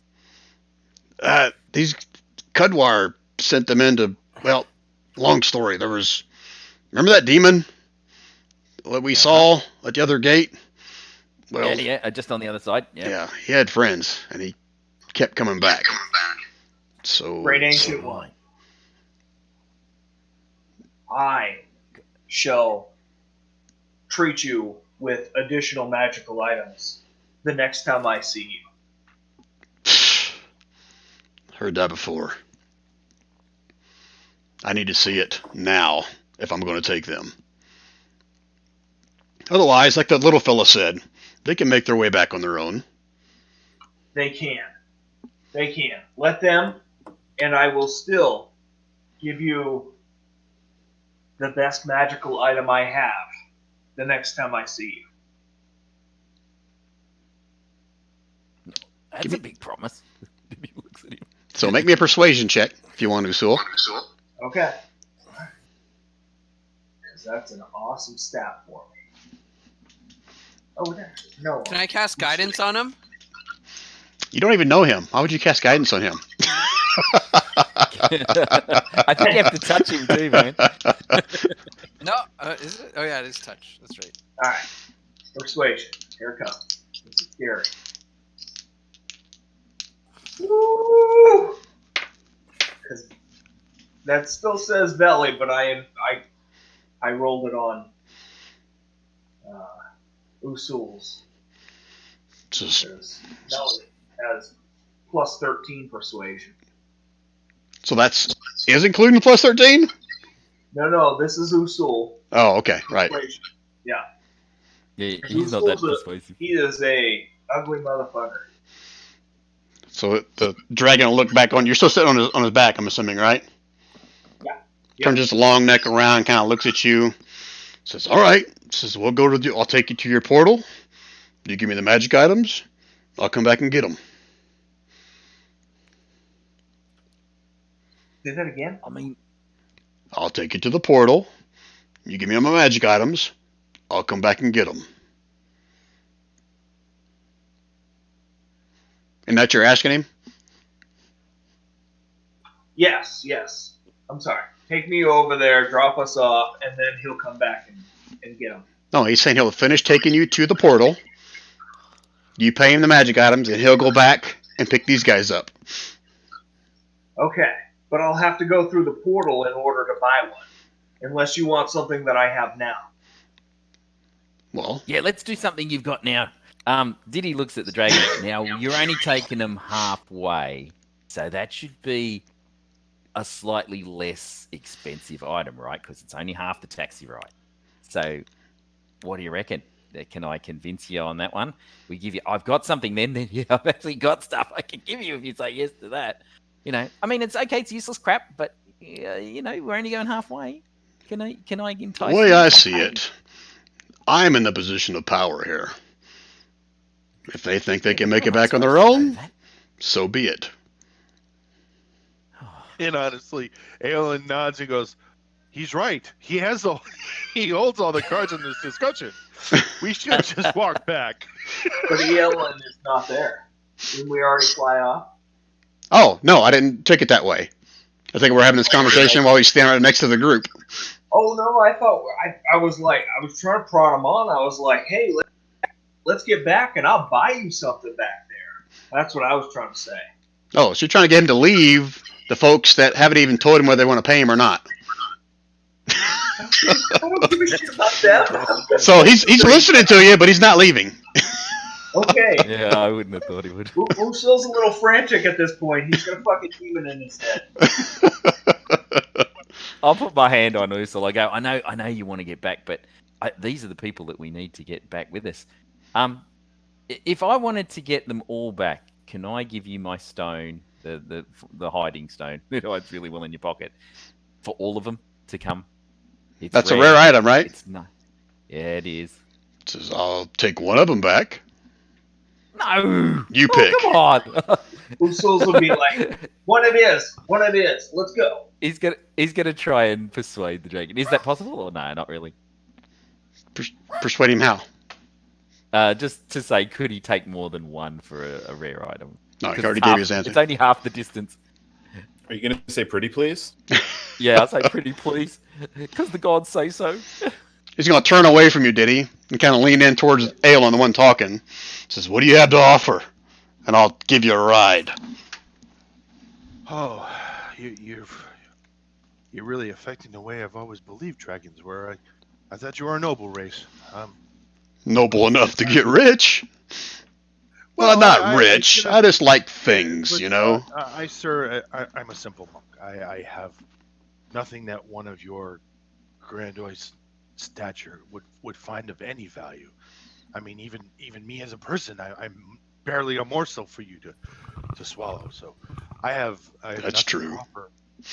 I would personally call upon your kindness to say, these folks we actually came looking for, and if we could travel together, that indeed would be of assistance to us.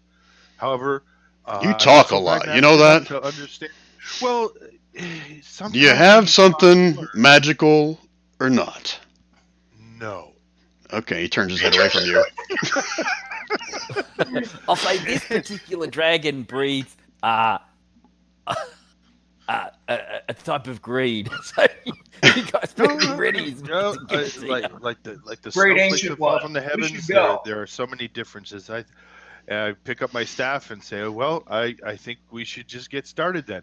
He'll turn his head over towards Aldum.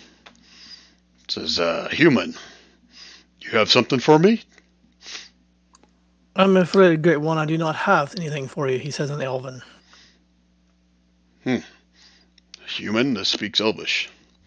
Well, whatever. Nothing for me? You turn to the next one. Nira. He doesn't know your name, but I'm saying. Brian's saying. That would have been interesting, though. Yeah. Shatterkai. What do you have for me? I too am just a humble traveler. I have no I have no magic that is going to interest you, because my DM didn't give me really anything good when I started the game, and I haven't found anything since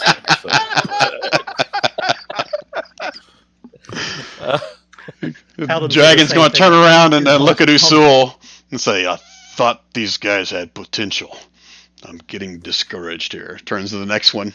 Who else is it? Aeus. Oh, me? Yeah. Good. That is a good question.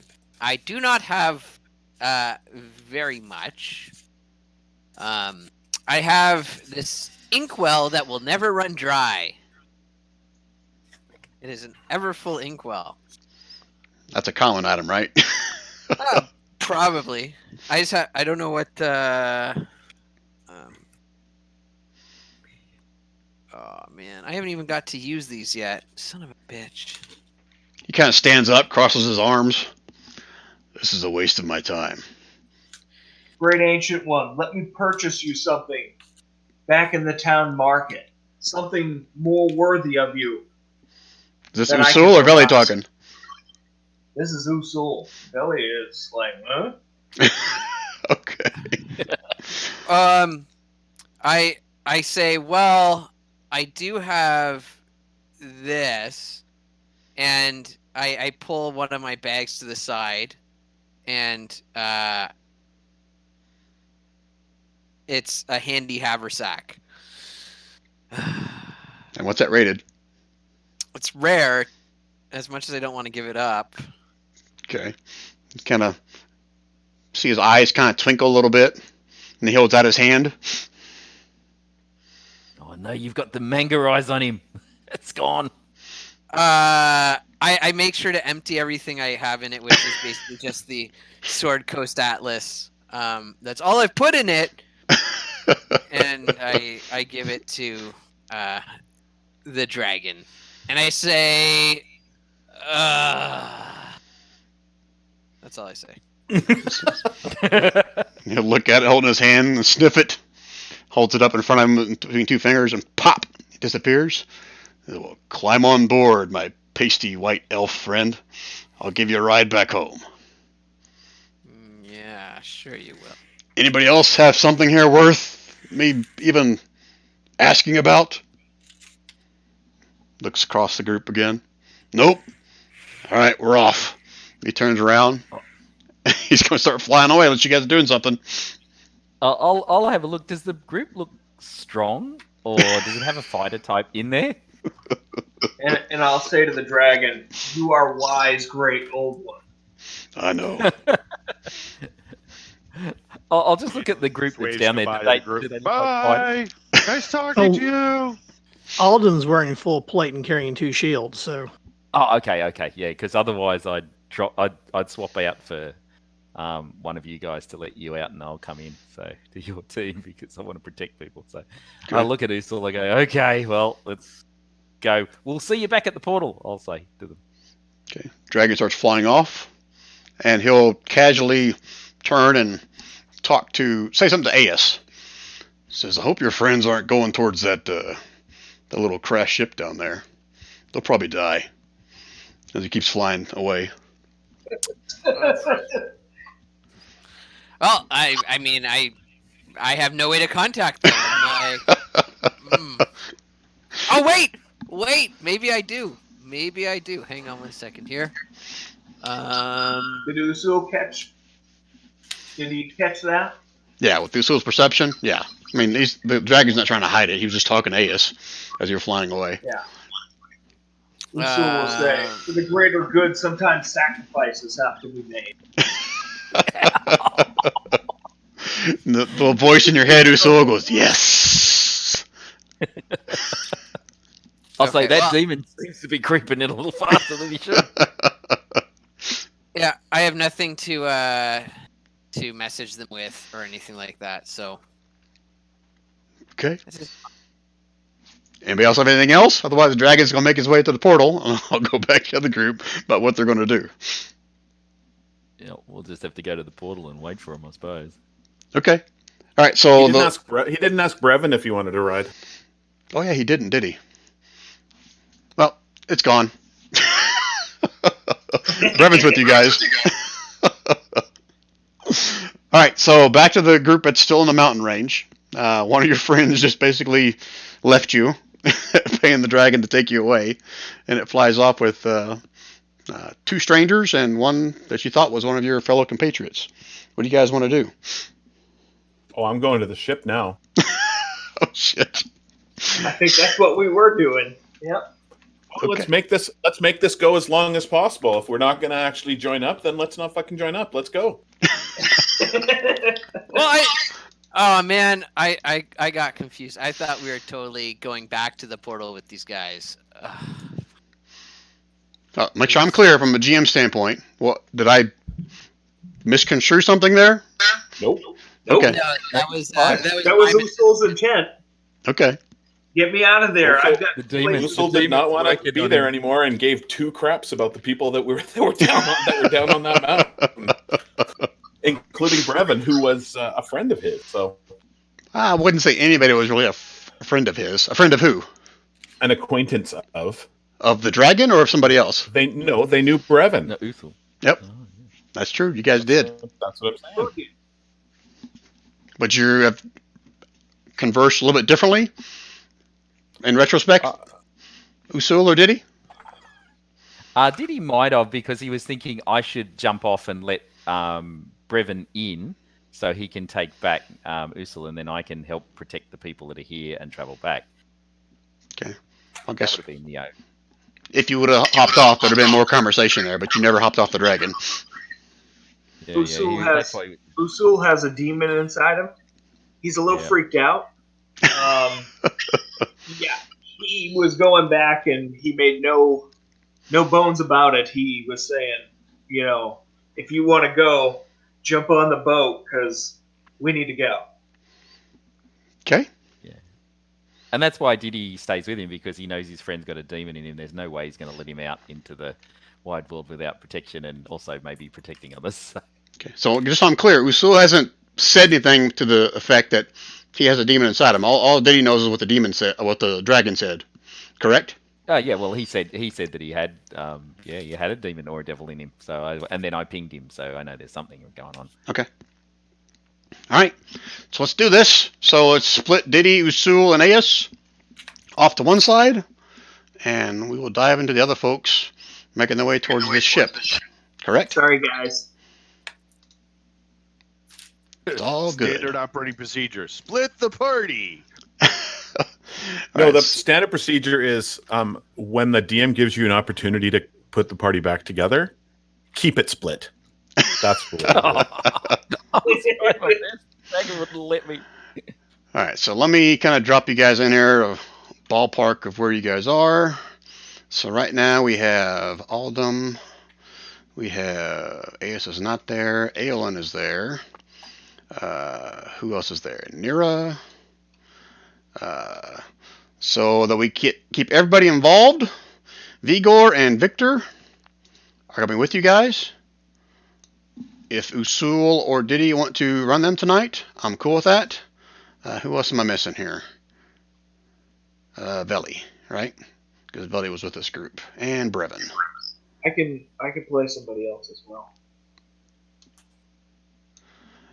Alright, so if my sight is correct, there's 3 extra players here. And I just dropped Brevin in there twice. So let's give Usul. Usul's playing Veli. So Diddy, you prefer to play Victor or Vigor or Brevin? Let's have a look. What is Victor and what is Brevin? Victor is I'll a play paladin cleric. Yep. So that's a yes for Victor, or you want to hear the other guys? No, I'll just go for Brevin. You go for Brevin? Okay, so 1 second. Let me go give you access to his character sheet. And then Aeus, you have a preference? Yeah. Which one of those do you want to run? Victor or Vigor? Yeah.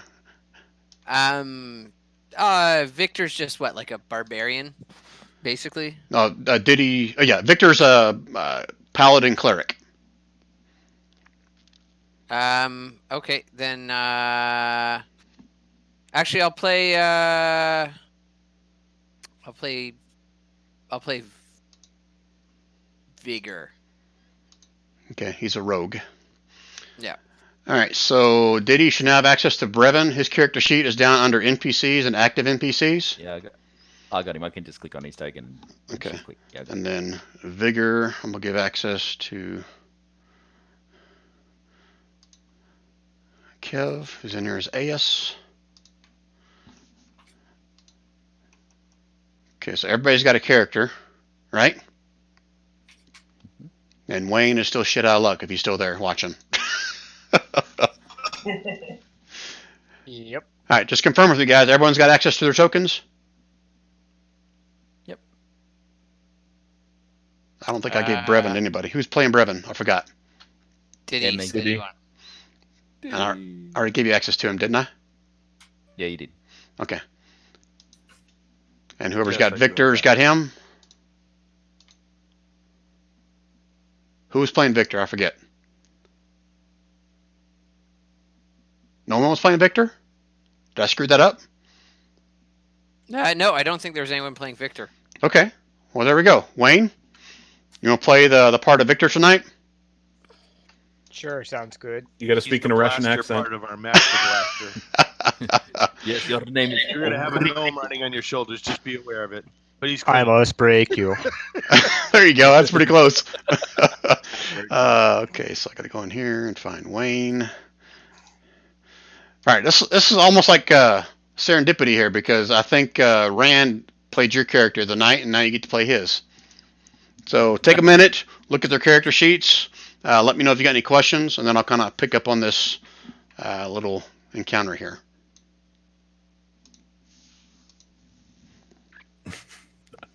And Wayne, just so you're aware, you can just if you click on Victor's token, then hold down your shift button, double click, it should bring up his character sheet. Yeah, I got it. Okay. All right, get rid of this other stuff in here. I don't need that anymore. Okay.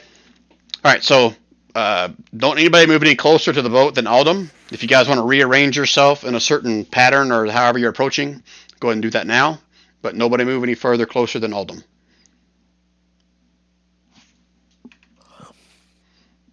You guys all good? All right, so like I said before, as you guys are making your way up this mountain range, you see this partially buried or broken, you're not really sure, in front of a ship on one portion of this, going up this hill.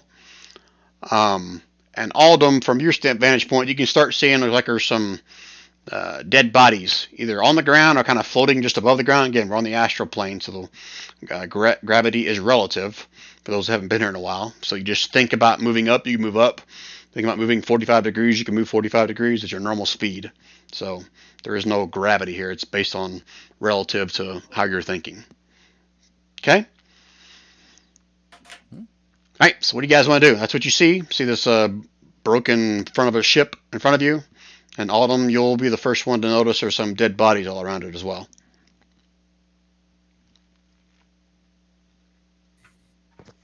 I'm approaching cautiously. So Brevin seems a little bit excited. He goes, I hope you guys know that knight, he was holding up a stone. That's actually the stone we're looking for. He's got it. So after we're done here, we should go. It looks like he was successful in retrieving the gem. Good. So I'm gonna turn to Brevin and say, why are we looking at this ship then if their mission was successful? Why aren't we just turning around and going home? We're here, but I look. There could be somebody who's in need of help. So GM Brian is saying, I'm just giving you guys an opportunity for an encounter. Yeah, I know what you're doing. Okay. So if you guys don't want to do an encounter, that's totally up to you. But I just want to give you an opportunity if you wanted to. But the dragon said we were going to die. If we heard that, then yeah. But I don't think we heard that. Yeah, that's true because he said it to Aeus. He still said it. I'm going to approach cautiously, and I'm looking to try to get as much, see as much detail as. Does this look like a recent crash? Do the bodies look freshly dead, or any injured people around? You can't tell from that vantage point. You're going to have to get a lot closer to tell that. No, that's what I'm saying. As I move closer, I'm moving cautiously, and I'm basically taking in all the details around as I move in. Usul is still abstaining. Usul's still doing what? Abstaining? Well, Usul's not even there, so I agree with that statement. Oh, I'm sorry. I meant Veli. And I'm assuming this is a ridge of some sort? Correct. Okay, so that would be high ground, so I'm going to move up that way. Again, you can just float right over top of it. You're on the astral plane. Oh, that's right. So I'm going to get to that point and take in my surroundings. Okay. Anybody else moving, or are they staying where they are? I'll come up with him because the ranger's so funny. And Yeah, like, well, Victor will move up. Okay. As you guys move closer, I mean, you still have to be like right on top of the body doing kind of investigation thing, but you can see there's all kinds of skeleton. I mean, old, dead, been here. I mean, from this vantage point, it's like they've been here for a while. I mean, there's no flesh left on the bodies. There's just pretty much skeletons. This does not look like it was a recent accident. I don't think there's anybody here that would need our assistance. Maybe we should move on. Maybe you should just. Maybe we should check the ship after talking with the dragon. I think we're quite lacking in powerful items. There could be something. Oh, you on think board. there might be some treasure? I think so. Well, I mean, nobody's walked away from that crash. Well, that doesn't appear that there were any survivors. I mean, it can't hurt. Okay. Yeah. Famous last words. Well, let's go and make ourselves more worthy in the department of items that might help us in the future. So, especially if it's just sitting there, I don't think anyone will own it. Yeah, it's worth a look then. Right. Let's do it. So I'll start. I'll move to this closest body and see if I can. All right, stop right there, Aelin. As you step down to the ridge, approach the body a little bit. You, Victor, Nira, and Brevin, first ones to see this. You almost see like these flashes, almost like it's maybe a memory in your brain, but you can see the ship in full. It's all together as one piece, but it's almost ghostly or like a memory. As you see it crashing into the ground, you see bodies flying off of it, and then it disappears, goes back to the vision it is now. Whoa. Could be haunted. I think there might have been something in that water skin. So, are you touching the body? What are you doing with that body right in front of you? I'm looking around to everybody else. Did anyone else just experience that, or was that just me? Nod. See the flashes? Nod. In the ghost ship? That was some bad bosh. I was thinking I may Is have that Victor? Yeah. Nope. Well played, sir. Well played. I'm not going to touch the body, but I want to take a good look at the body. The one that's in front of me here. So you're just looking at it. Yeah, and I might prod it with my staff. Yeah. Bless you. So, are you just My looking wife- at it, my or are wife you did not hear you. interacting Well, with it? I'm going to examine it with my eyes first, and then possibly poke it with my staff if I don't get any. If I can't perceive anything other than it's definitely a skeleton, then I might poke around to see if there's anything underneath it. Well, let me word it this way. Are you moving any closer to it? Well, I'm already right next to it, so I'm not standing over it. No, you're but I not. am right next to it. Okay, so you're not moving that closer like- to it, is what I'm hearing. Yeah, well, I'm like, well, let's do it this way. Now it's at my feet. Okay.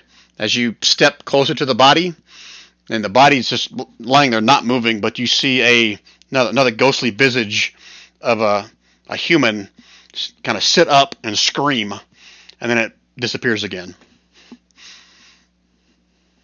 Wow. Did I look back around? Did anyone see that? Brevin and Victor would have seen it. And it was an audible scream? Was it like a full blast, or was it like a ghostly faint scream, like off in the distance kind of thing? Well, to you, Aelin, you didn't hear a scream, but he definitely made the mouth or motion like he was screaming. Got it. You can ask the other ones if they heard anything. It's up to you. Yeah, that's why I said, did anyone hear or see that? No one would have heard that. Okay, I saw it, but it didn't make any sound to me. I couldn't perceive any sound, but I am weary of approaching any closer. This obviously is haunted. There's bad karma here. I don't think there's anything worth our approaching this closer. Why? Belly, what are you doing there? This place have bad juju. I'm just checking around. I think I'm a man Vigor. of knowledge and wits and wisdom. I am not one of science of magic and psychic. Vigor would come forward and be like, "Ellen, don't go hogging all the loot for yourself." And goes to like fumble through this body's pockets. All right, stop right there. All right, so Vigor, as you take a step forward, you're now like at around 3 of them. All 3 of the skeletons. Again, the skeletons don't sit up, but you see the same thing. These visages are these like ghostly images of people standing up and screaming. And give me a perception check for Vigor.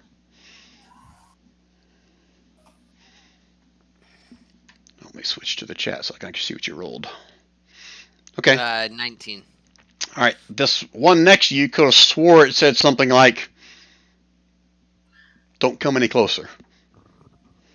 Kind of muddled in with the screaming. Which one? The one at my feet here, or the one over here? Oh, I'm on the GM layer. No wonder you can't see me ping. This one right here. That one right there. Okay. Yep.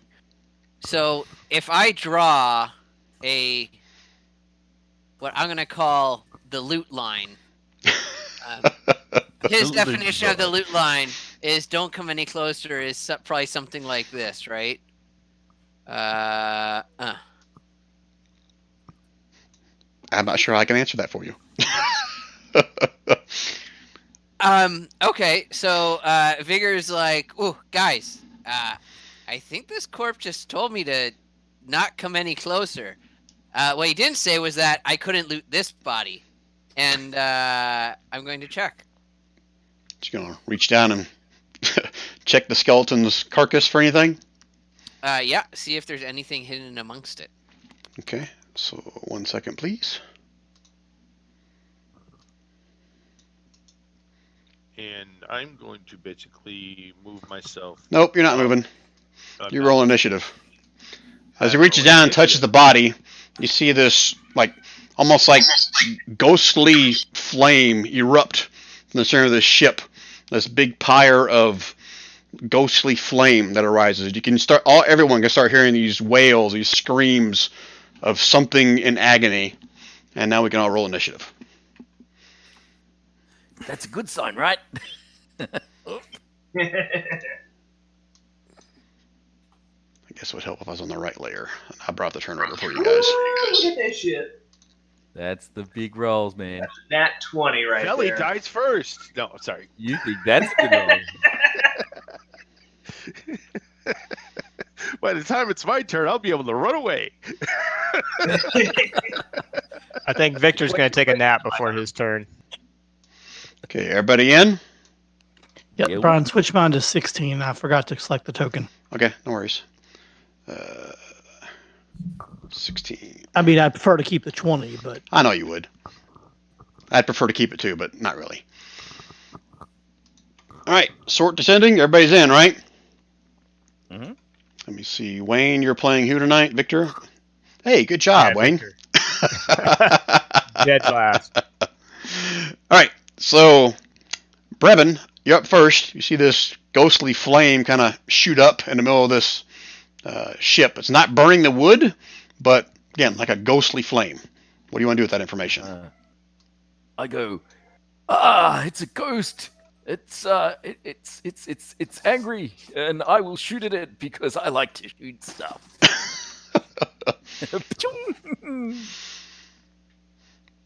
So I'll choose it as one of the things that I can see. The next time you hit the creature this turn, you deal force. So blammo with some force damage. All right, so that's basically your bonus and your action there. You realize that, right? Bonus and action, so as a bonus action. Yeah, and then do I get 2 shots around? I think I do. You do, but you only get Planar Warrior once. Yeah, gotcha. And here is the normal shot. And I go, ooh, let me give you a little bit of this blammo. 11 more points of blammo. Okay, so both of them kind of slam into the fire. You see the fire kind of peel away from the arrows ripping through it. It does take some damage. And then I say, halt and stop before I shoot. Ah, shit. Yeah, okay. You know what I mean. Halt and stop. Yeah. He doesn't know what halt means. Just in case. Yeah, I know. He just shoots me. He shoots it first. You know, these planar languages are very confusing. Okay. So he gives it the double blammo. Okay, Veli. Anything else for Brevin, or is that it? Let's see if there's anything else that I can do. No, I don't know what this thing does, so I'll have to look it up. But Landstride is just a normal movement thing.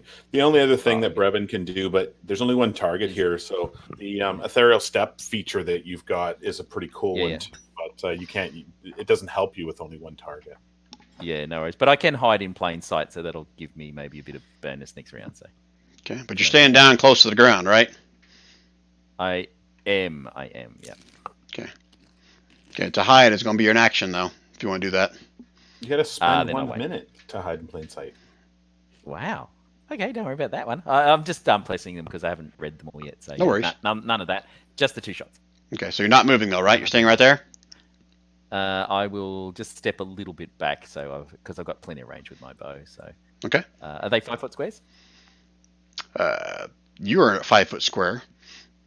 Yeah, so 5, 10, 15, 20. I'll stand about there. That'll do. I'm done. Okay. All right. Next up is Veli. Okay. I got some damage to do here. Okay. Okay. So we're gonna do. Gotta find my character here. We're gonna do Quicken Spell.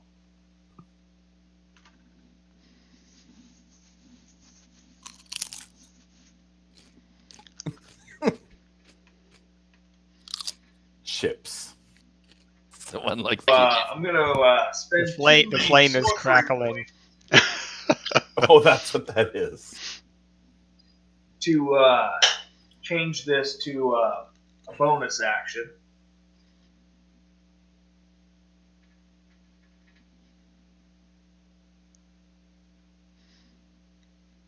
Oh, So you're casting Fireball on the fire. like right in here, right in there, 20-foot radius. I'm trying to get everybody. That's why I was looking at the. We've got all these dead things, so I was trying to go 10 foot, 10 foot to try to get as many as I can. Because if I blow this stuff up more, that Yep. doesn't bother me. Okay. Yep. So that was that fireball, and that was as a bonus action because I used two sorcery points, and so I'm going to go ahead and cast it again in the same spot. Okay. Is that the one that doesn't allow you to do area effect things, or am I thinking of a different thing for sorcerers? Quicken Spell. When you cast a spell that has a casting time of 1 action, you can spend 2 sorcery points to change the casting time to 1 bonus action for this casting. You're thinking of twinning, I believe. Oh, that's right. Okay. Yes, you're right. All right, so you change that to a bonus action with that spell. Yep. But you still can't cast it again.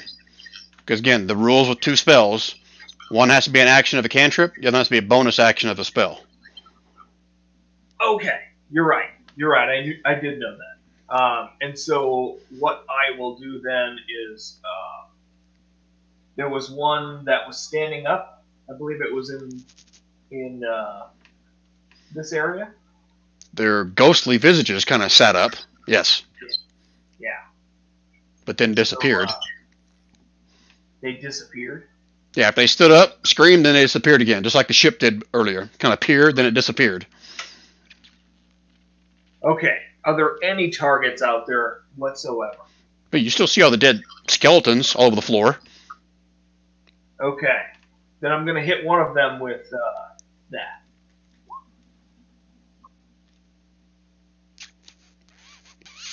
Which one? Oh, which one? Duh. One of the dead bodies or one of the big fireball guy? Yeah, I'm just picking out something that looks like a juicy target and hitting it. That's why I'm asking you. What are you aiming it at? Somewhere away from the fireball, I'll let that do its damage. If that one right there is acceptable, or if that one... That's your choice. That's why I'm asking you. Let's go on the one on the right here. Okay. All right, so you let loose a fireball. It slams right into the skeleton. You see bits and pieces go flying across the ground behind it. You hit it. And that's all I got. You're staying where you are, right? Yep. Okay. Vigor. Who's playing Vigor tonight? That was Aes, right? Or Kev? Yeah, sorry, I had my mute on. but because I was eating some chips, which people seem to be very much against. No, I was entertaining. We weren't against it. We commented. We were pleasant. That's not what I heard in your tone, but okay. Okay, I assume that I can't use sneak attack against this guy.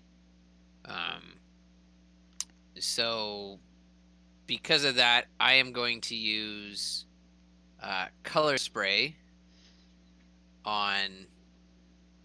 Just measure. Yeah, so he's within 15 feet.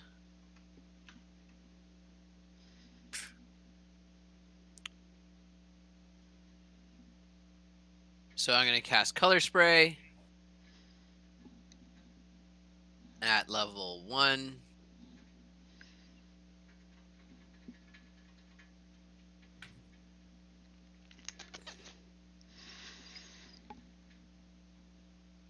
I'll have to make a save or anything? I'm reading it, sorry.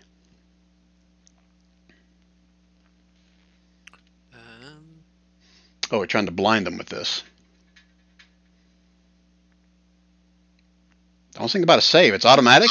I don't get a save? Yeah, I would assume so. On a That's level what it 1 says. spell? That's what he has on his sheet. I don't know. I'll check it, Brian. Yeah, I don't think there's a save on that. I thought it just showed up. Yeah, it's just Color blind. spray was a roll to hit with no save, but I'd have to look it up. Yeah, because it doesn't do damage. The 60-10 is the total number of hit points of creatures it can affect. It's like sleep. All right, roll your D6 or whatever it was, 6D10 or. Well, I'll look up the rest of it. It's in chat, Brian. Oh, sorry, I was looking it up. I just found it while you were talking. Yeah, so that's pretty much the same he's got in there. So there is no save, there is no roll to hit. It's just like sleep. Okay, so basically, if it takes up all his hit points, he might be blinded. Theoretically. Okay, you just flash the color out there, and you see the fire sitting there, kind of like that sound those chips were making as someone was eating them. It's still making that same sound. You don't see visibly a difference in it. Okay. I am going to take some steps back and wait over here by Revan. Okay. And I believe that's all I can do. I don't think I can make an attack with my crossbow now. No. Okay. All right, Monk Woman, Nira, you're up. All right. Monk Woman's going to run up. Monk Woman is going to smack him with an unarmed strike. Oh, before you do that, as soon as you step within melee range of him, you watch this thing in front of you disappear. And it reappears right here next to Vigor and Brevin. All right, better them than me. Gonna give us the business. That's the trick. You run at it and attack somebody else. I don't have enough movement to. Oh, maybe. Hold on.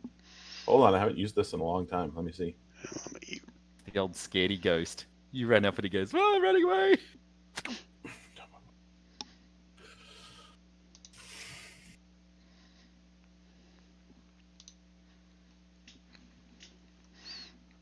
All right, so what's Nira doing? I missed it. I gotta find something on my sheet I haven't used for a while.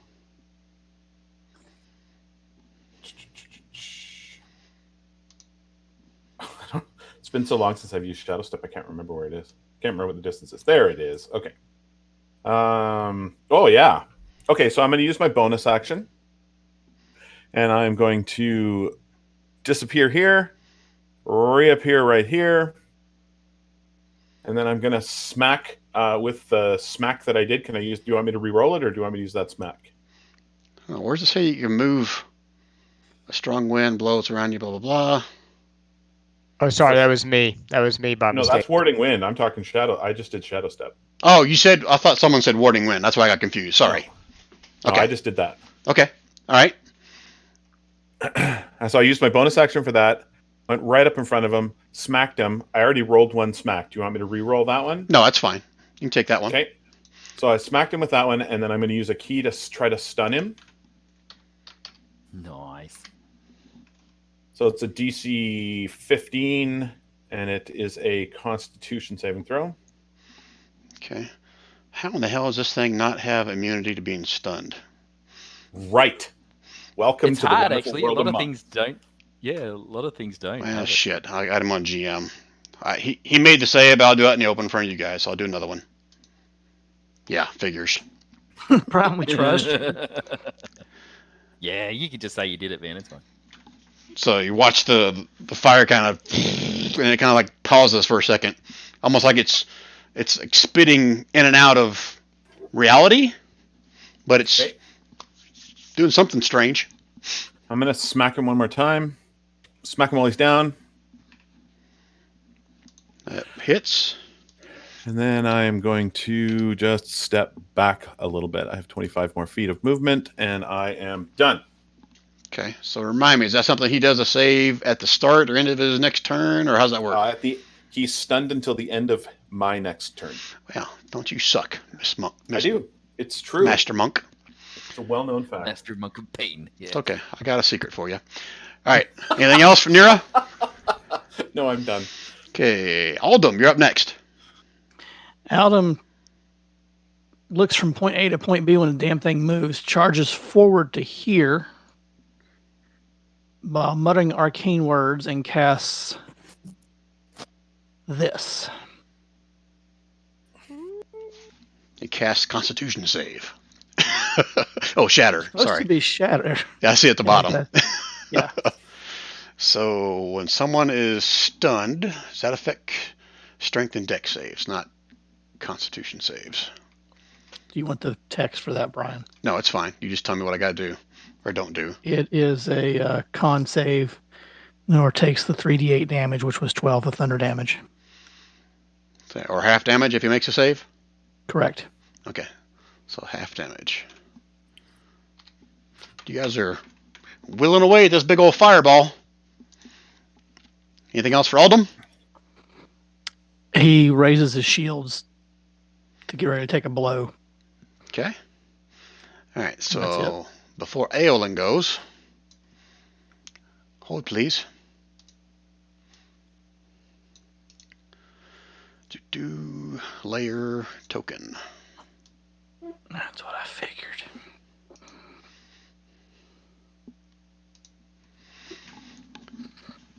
All right. So, oops.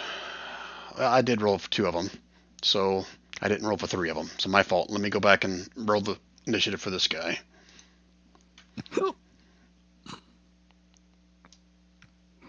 Did I put it in there? Oh, it's because I don't have him as a PC. Here, I'll just add him in there. Sorry, guys. Almost there. Third dude. So there's 3 of them in the turn order. Oh, there is? Yeah, with one's way at the bottom. Oh, yep, I missed him. My fault. Let me get rid of this guy then. I didn't think it went in there. All right, so he'll be after this guy. Move back up in the right spot. If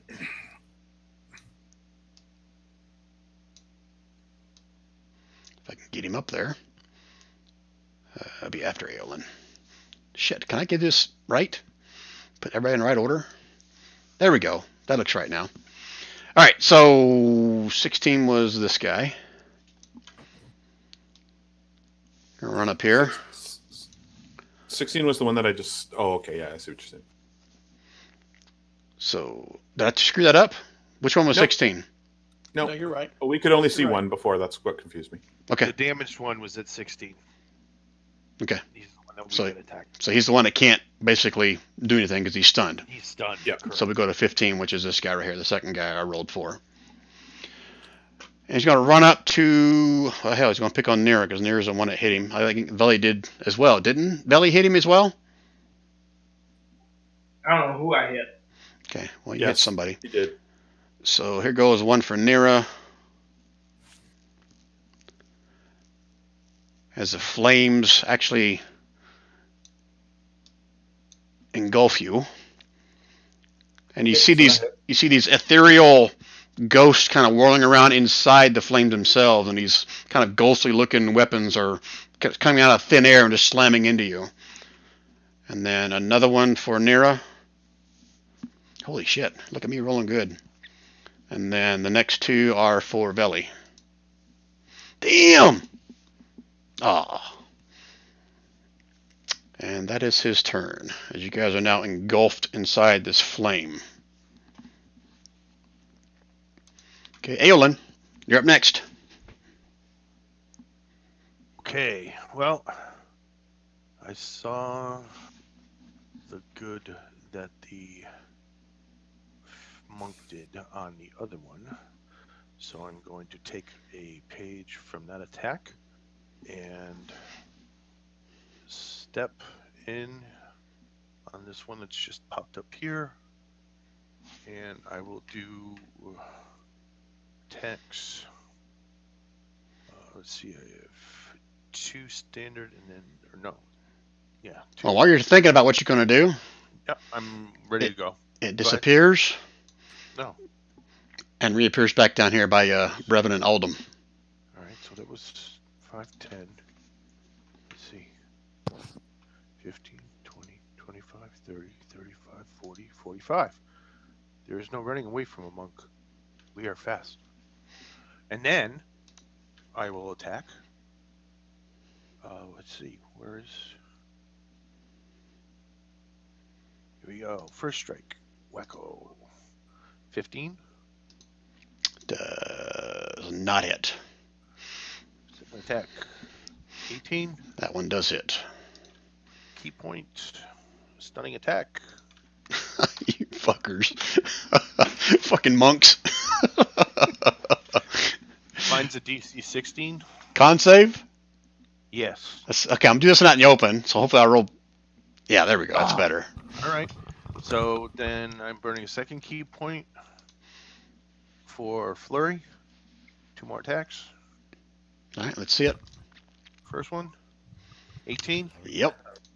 Stunning. Excuse me. I'm doing my Yoda check. Oh, 16. That is the save. So I'm not sure what the rule is on that. So normally he's stunned until the end of your turn, right? The end of my next turn. Okay, Correct. so I'll say he's stunned until. How do I do this? I say either start of his turn or end of his turn. It's going to be before the start of your next turn. So however that works out. So he's stunned until the end of his next turn, which is it would be before. I'm cool with my that. next turn. Yeah, he's stunned until the end of his turn. Okay. All right. So that's that, and then one more key point, and I'm doing key empowered strike. Which means what? You've still got the other half of your flurry. Oh, you're right. Other flurry blow. Sorry. 22. Yep, that hits. And then key empowered strike. 21. What's key empowered mean? It's just another unarmed strike. Okay, all right. Anytime you burn a key point in a turn, you can burn another key point for another attack. So with 15 missed, so that's 6, 12, and 16 is 28. Yeah, I got it all. I'll stick him down every time you hit. Have you used your bonus action yet? Yeah, that was my flurry. Oh yeah, okay. Okay. So Anything I did else? 2 regular attacks, my flurry, and then my key empowered strike, and I stunned him. Nope, I am a happy little monk. Okay. Looks like my numbers are out of whack, but this guy is basically the next one, and he's stunned. So, and now he's not stunned. End of his turn. He'll be stunned until his turn that way, because that means any attack against him has advantage. Right, but like I said, you got a glancing blow, so I say he's going to be stunned until the end of his turn. Right. That was the end of his turn. He didn't do anything. No, that was my turn. No, he was right behind you. He was right behind you. Yeah. No, he was next I in thought turn. He went in front of me. Never mind. I apologize. We're good. All right, so Victor's up next. Okay, so Victor is going to take a good slap on his. Have you noticed that Victor doesn't have a good weapon? Yeah, it wasn't awesome. That's true. That's because Victor sold it last time and then he went to try to buy a new one and he couldn't. So he tends to do a lot of grappling, just so that you know. I think I'll skip grappling with the Column of Flame and try instead Toll the Dead. And I which guess one? I need to pick. Yeah, I need to pick one of these guys, don't I? I think I'll take this guy. Can you see that all right, Yep. I guess? Yep. Okay. So that'll be my action. So let me... 1 second. That's a roll to hit, as I recall. So yeah, click on that. Oh, it is a save. Okay, I thought it was a roll to hit. Wisdom save. Yeah, there you go. Woohoo! Damn, Nice. 19 necrotic. Wonderful saves. Okay, so he has 3d12 down for that, I guess. That's what I'm seeing on his character sheet. Yep. Okay. That's how much you rolled, yeah. Yeah, it rolled it in the window. Oh, it did already? Yeah, see it said DC 14, wisdom save, and it says 19 necrotic below that. Oh, 19 necrotic. Gotcha. 3d12. Now I see it. Okay. Yep. Cool. And all right, so that was my action. Which one of our party is hurt the worst? I have a bonus action I can do, Healing Word. I'm not sure if anybody other than... Does anybody need it? Victor usually ends up healing himself. I've taken some damage, but I'll be fine for now. Okay. Oh, that's okay. right. That was Nira took damage, right? Yeah. First time for everything. Yeah, I mean, pretty much all my bonus action spells are healing oriented. So if nobody needs that, or they require a melee hit, which I'm. But can I set a reaction for myself at this point? I'm a little unclear on how reactions work, or when you say you're going to have a reaction. Or reactions are certain things. Either you have the ability to do a reaction to something, or you don't. So a reaction, what's an example of reaction? Like you can ready an action to do something, but you've already used your action in this scenario, so you can't do that. So unless you have something specific that is like, for example, like a wizard has shield, he can cast that as a reaction. Or an attack of opportunity as a reaction. Right. So if someone moves out of your space, you can attack them as your reaction, but you only get one reaction per turn. That makes sense? Right. Yeah, it does. So I guess my question was, I wanted to do Absorb Elements, which is a reaction spell. But do I need to say that at the beginning of the round, or do I say no? that Just now? if you get attacked with something that's got elements, you can then say that. I'm going to use my reaction to do that. You don't have to announce that you're going to have that prepared because your reactions are always ready. Gotcha. Does that make sense? Okay. Yeah, it does. Perfect sense. Now I got it. All right. So you want to stay where you are? Or you want to move? Yeah, I'm going to stay where I'm going to stay where I am. Okay. All right. So just a word of, I guess, advice. Victor is typically a pretty high AC guy. He's the guy that likes to get in the thick of shit. So typically someone like that, you're going to get right up next to someone. So if they do move away, you will get your reaction to actually hit them. Does that make sense? But it's your call if you don't want to play him that way. Yeah, no, I see what you're saying. Yeah, I can move then, so I guess, let me see what my movement is. Victor tends to use his reaction for his shield. For his magic shield. Gotcha. If he gets hit, he'll magic shield for an AC of like 23. Gotcha. Okay. Yeah, I guess I'll move then into the thick of things once. Okay, go move your token in, wherever you want to move to.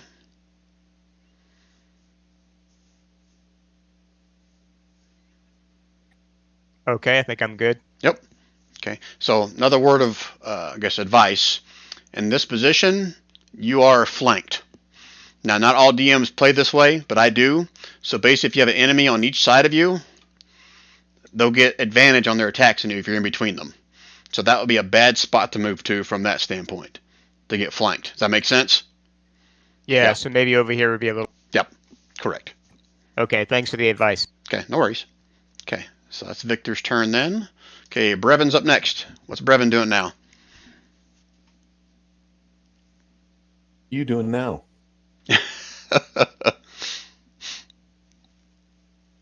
You're on mute, Brev. Oh no, he's not. He's dead. Who's playing Brevin? I'm drawing a blank on who's playing who. Diddy. Diddy, you there? Oh, he's playing Tomb Raider again. Getting a massage. Getting a massage. Diddy, you there? Can you guys hear me? Now we can. Right there. Oh, sorry, man. I've just had a bit of trouble with the mic. Let me just see. I'll just attack again. Which You one? might want to back up. Let me just do this. Sorry about the delay.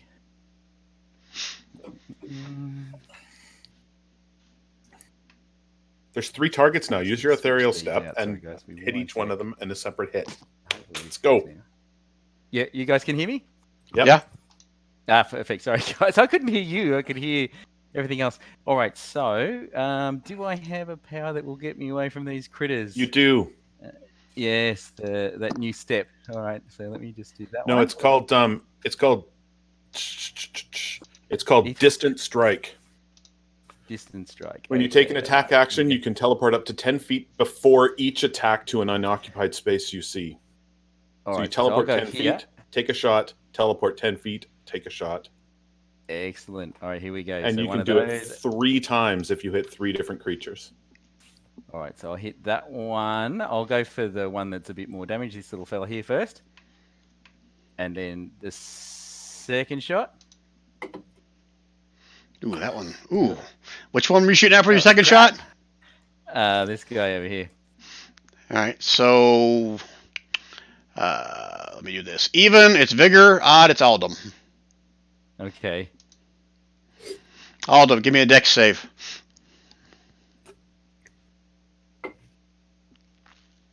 Okay, yeah, he misses you. You see the dart missed the big pile of fire badly. Just kind of whipped right in front of your nose. But the first one did hit for 15 damage.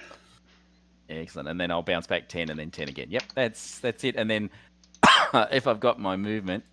No, Diddy, you've only taken 2 shots. Oh, that, do I get that the third ability? If you use that ability, it gives you a 3rd shot on a 3rd teleport. Yep. All You can right, teleport 10 okay, feet so between every shot, but each shot has to be a different target. Different target. Okay, so this will be this guy then. Okay. And that one hits. Nice.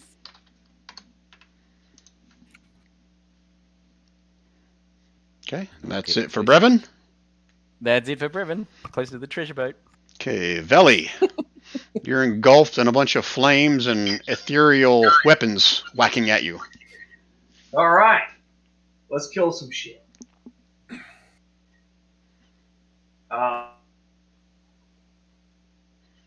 We'll just do. We'll go ahead and twin firebolt. Which one? I got one here and another one here, right? Okay, that's a ranged spell, so you get disadvantage on this one since you're like in it. Okay. Yeah, look at you rolling a freaking 21. So yeah, see that first one hits. I still don't understand how fire hurts these guys, but okay. Matter of fact, you're shooting at shit that you're engulfed in. I like that. So I need you and Nera to both make me a dex save. DC 10. So if Nera probably doesn't need to roll. Yeah. I mean, I could roll if you want me to. You probably don't need to. You plus Do you is want like. to? Do you want to see the number? Oh sure. Yeah, that's what I thought. All right, so you somehow managed to hit the guys you guys are engulfed around and not hit you guys. And then your second one was what? I didn't see it. Oh, do I need to roll twice? Yes. Yeah, I got to roll one more. He made you roll disadvantage on the first one. All right. Normal. Oh, damn. All right, here we go. Even, it's Aelin. Odd, it's Aldum. Do it again. Aelin, give me a dex save. Of course, the monk.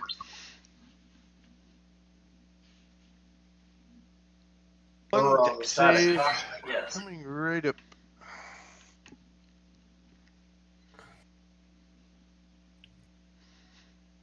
Wow, Yeah. that was a delay. Okay. This is by and it whips right in front of Vigor's nose. Okay, anything else for Veli? What are these things? Can I back up without exposing myself too bad? You can certainly try. Well, I should probably get out of their way regardless, even if I offer an attack of opportunity. So I'm going to go ahead and back up to there. Okay. You don't get a reaction of a flame coming at your face, as long as you stay in that close. Okay? Okay, is that it for Veli? That's it. Okay, Vigor. Okay. So my question comes down to sneak attack. Which says once per turn you can deal an extra 1d6 damage to one creature you hit with an attack. If you had advantage on the attack, you don't need advantage on the attack roll if another enemy of the target is within 5 feet. So if I attack this guy, You'll have I advantage can use anyway, he's sneak stunned. attack. Okay, so I can use sneak attack. He is still stunned, right? Yeah, he is stunned until the end of my next turn. Okay. Correct. Sneak Okay. attack away. But to answer your question, Vigor, even if he wasn't stunned, you could use sneak attack because all of them is within 5 feet. Right. Okay, If you hit. great. If you hit. Okay, so I'm going to use my rapier to make an attack. And then if I hit, I'm going to use green flame blade on it. Did you attack with a weapon last time? No. Okay. I did not. I'm just making sure. Okay. And then because it hits, I'll use green flame blade. He's got that too? I thought that was only a Rand's thing. Oh, I didn't mean to roll that twice. I was just trying to ping the info for you. Is that a magical rapier? I don't know. It's Did it just say rapier? Or say rapier +1 or rapier of warning or anything like that? it says rapier of rapier. Rapier of rapier. Rapier. Alright, so your sword goes right through it. You don't see any dissipation of the flame or anything. It's like your rapier's not doing any damage. So here's my question. You must make a melee attack with a weapon against one creature within the spell's range, otherwise the spell's failed. On hit, the target suffers the attack normal effect, and green fire leaps from the target to a different creature of your choice that you can see within 5 feet of it, and the second creature takes the fire damage. Alright, so you hit it. It just didn't do any damage for that rapier hit. So that other stuff still happens. So it's, I'm trying to read what all these things are now. I see a 3, 6, a 5, and a 10. So what? No, don't disregard Just the 3 and the 6. Just the 3 and the 6. Disregard the 5 and the 10. Alright, so the 3 is to this guy that you were trying to hit, right? Yeah. And then 6 to the other guy without any kind of a save or anything, right? Yeah. No save. Okay. It just kind of leaps over, yeah. Alright, so they both took a little bit of fire damage, but your rapier is doing nothing. Well, that's fucking great. Way to choose a skill. Everything Brian throws at us requires a magic weapon to do damage. Okay, and then I am going to try to disengage and move away. Over to Brevin? Or at least over to here. Okay, disengage as a bonus action to move away. Yeah. Okay. Alright. He was stunned. You didn't need to, but that's cool. Oh. We're learning. Well, I don't have other bonus actions to do, so Okay. boom. That's Vigor's turn then. Okay, Nira. Okay, I'm going to punch this guy from the inside. Is that a gut punch from the It's a inside? gut punch. Oh! You punch yourself. Nobody else is close enough. And then I'm going to punch him again. Man, I like how you're punching. Bitch. It's like you can't see. The flame is in your eyes. You don't know what you're swinging at. And then I'm going to...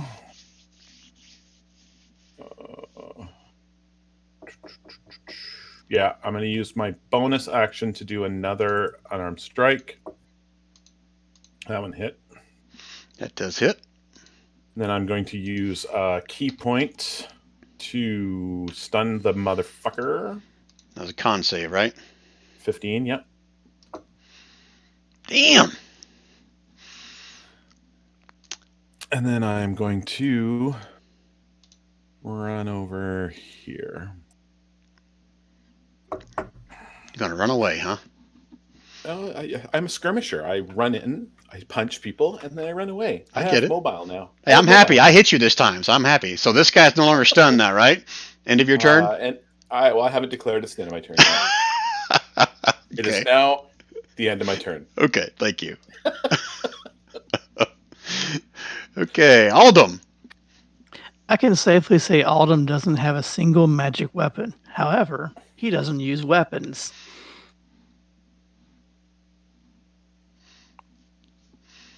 Two shield bashes at the one right in front of him. This one being right in front of you? Yep. Okay, so the first one misses, second one does hit, and those are magical shields, right? Yes, it doesn't matter if they are magical shields, but it doesn't really matter because I'm magic. No, I thought both your shields are +1s. They are. Okay, all right.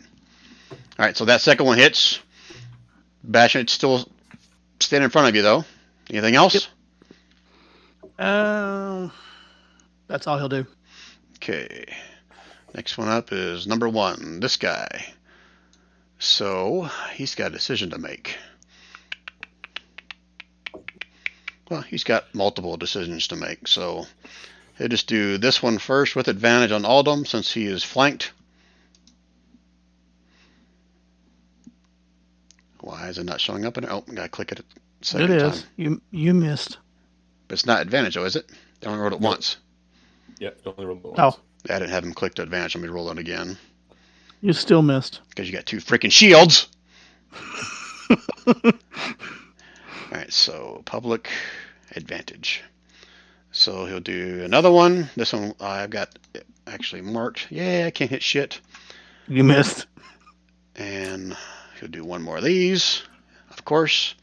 Yeah, you missed. And then Nira, you see like several fire ghostly skulls kind of form in the flame and look towards you.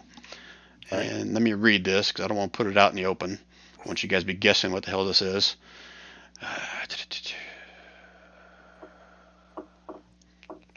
Oh, yeah, that's awesome. I need you to make me a wisdom save, which is probably still one of your wheelhouse things, isn't it? No, it's not.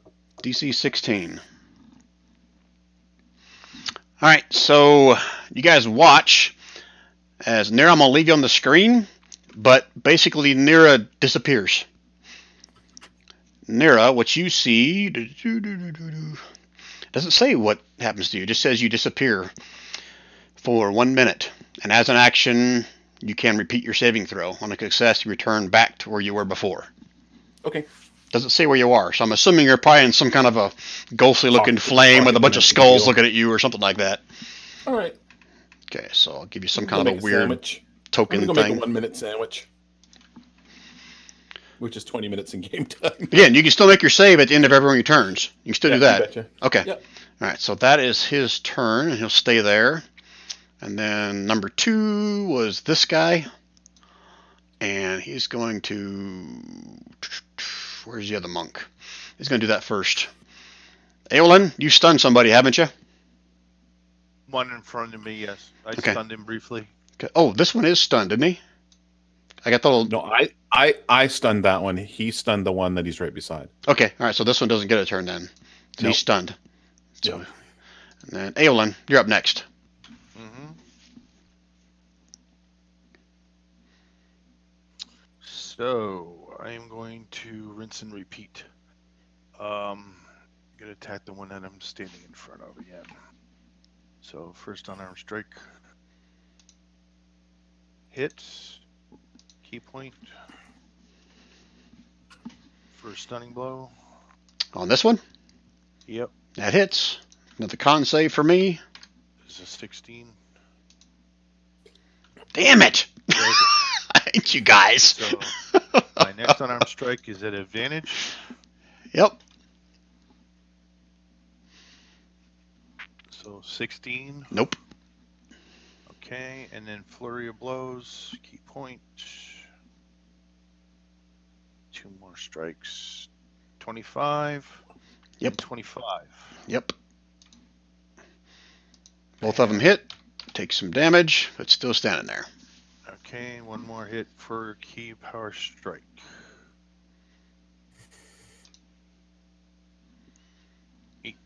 And that one hits as well. You're dwelling it down. Man, it's not going down fast enough though. Okay, that's all I got. Okay, so now my next guy, number 3, and he's now stunned. Wow, this is fun. Victor. Okay, I think I'm going to do Toll the Dead again. If it's a ranged attack, you can only do it the other 2, not the one in front of you. You could back up 1 square and do it. He's stunned. True. It has a range. Does that mean it would be a ranged attack? Correct. Or it doesn't? Okay. Just Then back up let's- 1 yeah, square. Use 5 feet of movement. Cast it, and then move wherever you want. I'll move back. There won't be an attack of opportunity. Correct, because Okay, he's stunned. He's stunned. Freebie. Right. All right, wisdom save. Okay, so. Yeah, and I guess I'll keep that roll, yeah. So. Is it half damage on a hit? I forget, guys. It's a cantrip, so I'm assuming probably not. He's stunned though. He's stunned, so it's Stun has no effect on wisdom save, just on strength and dexterity. oh. If you say wait, Toll the Dead, is there save involved with that? I thought it was. I'm just reading what's on the screen. It says DC 14 save. Target must Okay. succeed on Yeah, a it's a wisdom save wisdom- or take 1d8 necrotic if the Yeah, target it's a is missing wisdom any save. hit points. The target is hitting and missing any hit points. It instead takes 1d12. But yeah, it's 0 on a save. Okay. All right, so you can only cast that once. You can't do it twice. Right. All right, so he made his save, didn't take any damage. Okay, so my other option would be, I'm considering. So let me ask a quick question. He has the ability because of his class to do action surge and do 2 actions. Can he do a cantrip and a spell if he has the additional action from that class ability? If you use action surge, you can do whatever you want. You only get 1 bonus action per turn. Right. Okay. Gotcha. So I'm considering whether or not warding wind might do something to him if he's within range of it, as in like snuffing out a candle, that kind of thing. But then part of me is wondering if it might just feed the fire and make it stronger. Does anybody have an opinion? Well, I'll let the players go first. Never know if you don't try. And I'd like to point out that none of my unarmed strikes have caused me any fire damage from touching him. Yep. Strange how that works, huh? Okay. But I don't have a magical weapon, so I'm not too thrilled about giving a melee attack. You are a magical weapon. But you are a magical weapon. Yes. Yes, thank you. Now the Rand that I know would have grappled this fire monster and thrown him to the fucking ground so that we could beat the crap out of him. Okay. I only say that because that's Rand that's talking right now. Sure. Well, this is my first time playing Victor, so I'm still figuring him out. Let's see. So I guess I can he has try that next. He has disadvantage if you use your action surge. He has disadvantage on the strength saving throw because he's stunned. You'll get him to the ground. The question is, have I moved out of range of doing that? No, because you haven't. You've got 30 feet of movement, so just run back in now and do it. Yeah, I can run back in. Okay. Yep. You actually. Sorry. So Victor's going to run back in and try to tackle a big flame of ethereal skulls. Sure, why not? Everybody's been pushing for that from day one, so let's do it. If you burn Victor, it's his own fault for not being here. There you go. All right, so for grappling, it's a skill, right? Fuck, he's stunned. Shit. He's got disadvantage on it yeah, it's just athletics. Just roll athletics check. So when you're stunned, you don't get reactions either. Is that right? That's Correct. right. He does not get reactions as Doesn't say that, but I'll that's what I would have said anyway. That's a 28. 28's pretty good. Okay, so you have a hold of this ethereal fire smoke of skull ghosts. Shove him to the ground. Same roll. Yeah, now, I'm gonna try. Now hold on. Does he have Battle Master? Because that's technically a maneuver to grab someone and put him to the ground. Last time I let it go, but that's technically a Battle Master move. Two Rand. attacks. It's 2 attacks. One is grappled and one's shove. But I've already used one action No, to. your action surge action brought surge your reached full that- actions back. Yeah. Okay, I'll allow that. Okay, so another. What? What am I doing? Shove. Athletics or acrobatics? Athletics. Okay. Yes. Okay. 24. So I never even made a contested thing for the first one, so you're welcome. He's going to use this. Yeah, of course, they roll like shit. All right, so Victor now has a bonfire of flaming skulls pinned to the ground. He's giving it a big old bear hug. Yeah, go and get on in there. All right, anything else for Victor? All it takes is your boot, Wayne. All you have to do is one hand to keep him pinned. You can do whatever you want with the other hand. That's all I can do this turn, I think. So. Okay, Brevin is up next. Excellent. Can you do that thing every turn, guys? Yes. Yes. Oh my god. I know. Okay, I love so Brevin. one for this, and it's disadvantage with this guy because he's on the ground. But So do your 10 feet of movement, then make your shot. Okay, 10 feet of movement, bloop, and take the shot. This one first, There you right? go. And that's the big boy at the back. There you go. He gets a little bit of love. Damn. So 30. Does that hit him? Does a 30 hit him? Let me check. I get a little bit closer. Miss. And then I give this guy the business. Some business given. Son of a Nice. bitch. Whose idea was it to bring him along? I know, right? And then the last guy who's on the ground, so it's with disadvantage, gets a little bit of this. Oh, look at there. You actually missed I something. missed. I go, oh, what? That's a broken arrow. Oh, no. Nuke. That's my end of my turn. Oh, I've got to move another 10 feet, I think. So I will go... Oh, where's a nice place? Back to there. Okay. Veli, you're up next. Okay. Well, because he had such a horrible time last time, and this guy in front of him seems to be grappled, he's going to walk over here, and he's actually just going to reach out. Reach out and touch Victor there? No, the thing he's got grappled, I'm joking. the fire thing. Yes, that is him. Lightning. Let me check. Really? These things aren't... These things suck. Who picked these monsters? All right, he takes full blast of that lightning. You know what? Victor's in the middle of this shit, holding on to it. Victor, give me a dex save.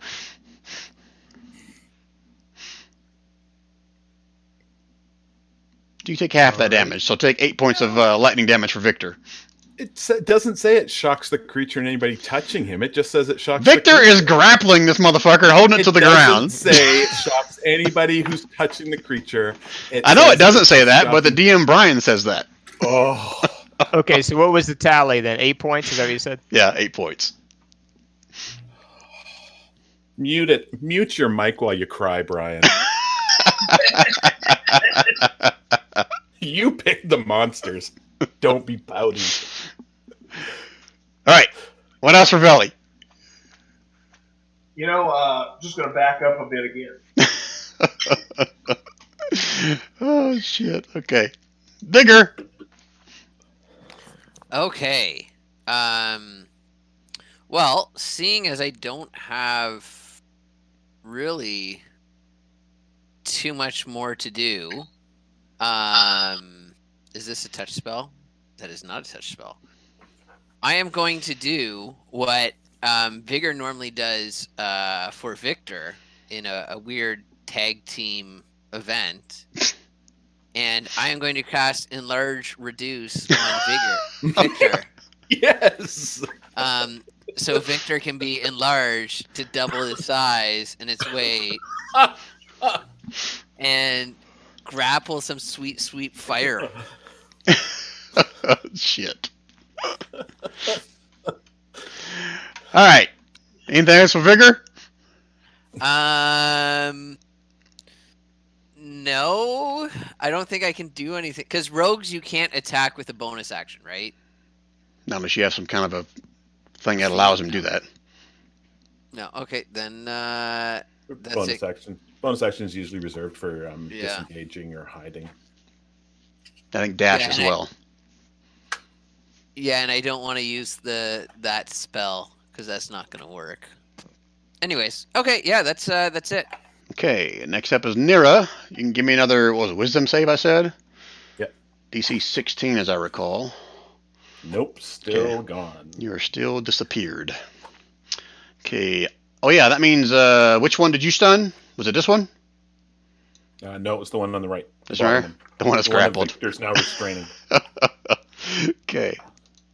All right, Nira. Oh, she already did her thing. Aldum. He did horrible, but he bashed against the same one he attacked before. The one up This one over here? there. Yeah. Yep, they both missed. Is that it for Aldum's turn? You might want to spin Yes. yourself so you're not flanked, Aldum. Aldum's not worried. Oh, shit. Okay. Number one, he's the one that's not stunned. So now he's got a decision to make. It screams, looking over at Victor. Victor, make me a wisdom save. I think that's one of your wheelhouse things, but give me a wisdom save.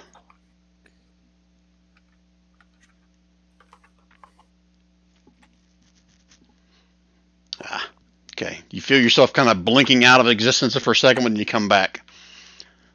Oh, that's reassuring. Yep. And then You can do that every round. he does when I That's awesome. roll a certain thing. Cool. And now he's going to take 3 attacks on Aldum. With advantage. I think I still got it clicked. Yeah, I do. See if I can actually hit something. Oh! Oh, that hits. Okay, and then 2. Oh! I'm on a roll! And then the last one. So that's 3 hits, Last if one. I see that right. Yep. So it's Yep. So crit on the last one as well. So those crits didn't roll correctly. So the first one should be 17 plus 20. That's 37. And the second one should be 16 plus 20. That's 36. Sorry, second and third one. Okay. Holy shit! Look at Aldum now. My guys can hit something. Okay, that's it for his turn. And then number 2 is not stunned, but he's grappled by Victor. So let me see, what can he do here?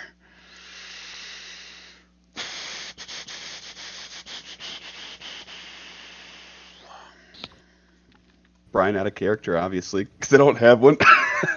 You can do whatever you want. He just has disadvantage to attack, but he can attack anyone within range, and not even Victor. I mean, he can attack Victor or anybody else, but just with disadvantage. He just can't move. He's laying on the ground, though, isn't he? Yeah, he's prone with 0 yeah, movement, but he could still attack with disadvantage. Oh, and there's one thing I haven't done yet. I'm just trying to see if it makes sense or not.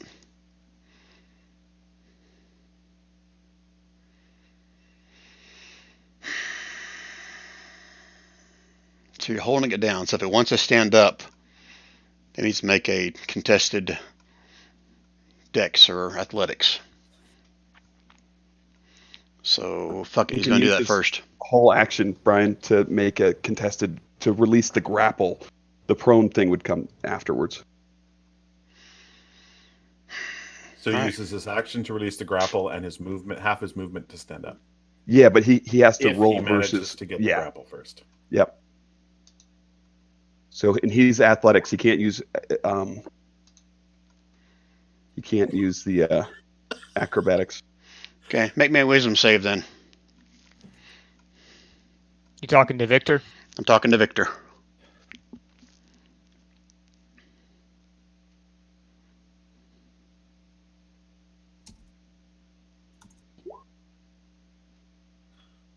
Yeah, 18. You passed it. Shit. All right. Well, it's grappled, restrained, so it can make attacks at disadvantage. So that's all it can do. That's the guy that's got hold of him, Victor.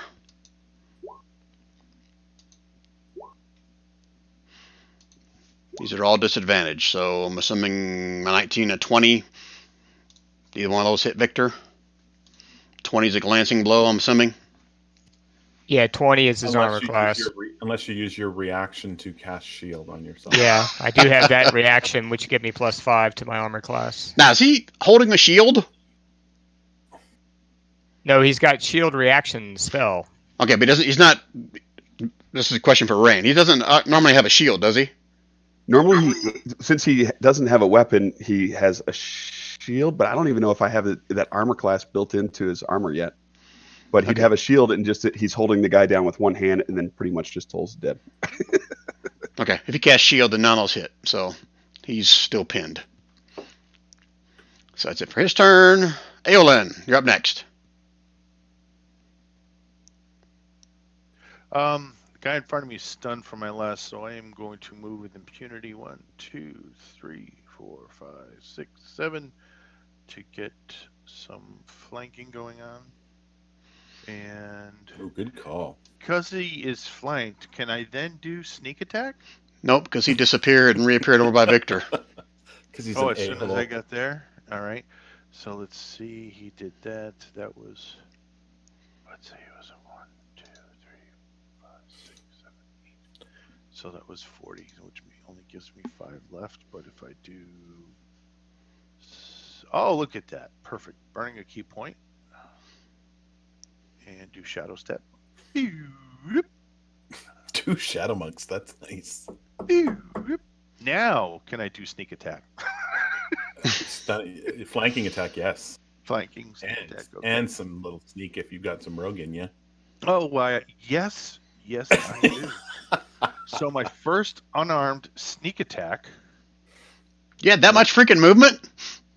I only moved shadow forward. stepped. Shadow step gives me 6. Fucking shadow monks. Okay.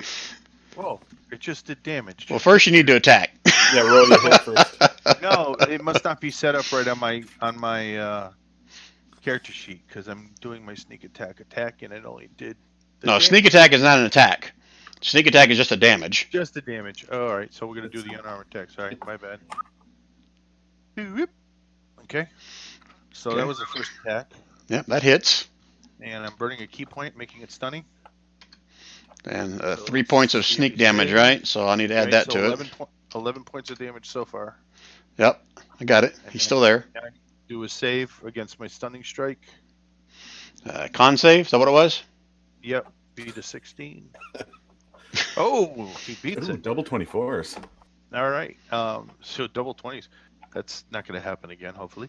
All right, so my second unarmed attack. Wow, is there a lag there? Damn. 8 more points of damage. Roll your sneak attack. Do you get sneak attack on top of that? No, he only gets it once per turn. Oh, only once. Yeah, it's only once. But I am going to do my flurry. No, you can't. You used your bonus action for shadow step. Oh, that's right. Sorry. So disregard that roll. So actually, no. I still burn the key point, and I do another a hard strike, which then do another stun. He's already stunned though. Oh no, he isn't. That's right. So 25 hits. Yes. And so yeah, that would be a stunning strike. Another key point.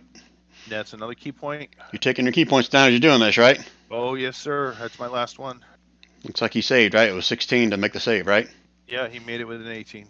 Okay, so he's not stunned. But he did take the extra 8 points of damage. Yep, I already took that on him. He's barely there. He's almost down. But that's my last key point, so now I become mundane fighter. Okay, so is that all you're going to do? You're going to move away? Nope. Oh, dang it. I'm good. Okay, number 3 is which one? Number 3 was stunned until the end of whose turn? Aolin's turn, so it's okay. So he's not stunned right now. No longer stunned. All right, so he's just going to kind of rearrange himself on the other side of Aldum. Actually, you know what? Just going to engulf him. And let's see if I can hit anything on Aldum. Ooh, or does he want to use his thing? Oh, I got to roll for it first. So I don't remember what he got. Why is that not showing up in the chat roll? Oh, okay. I guess he won't use it. He's just going to slam away then. Assuming that misses. I'm assuming that one misses.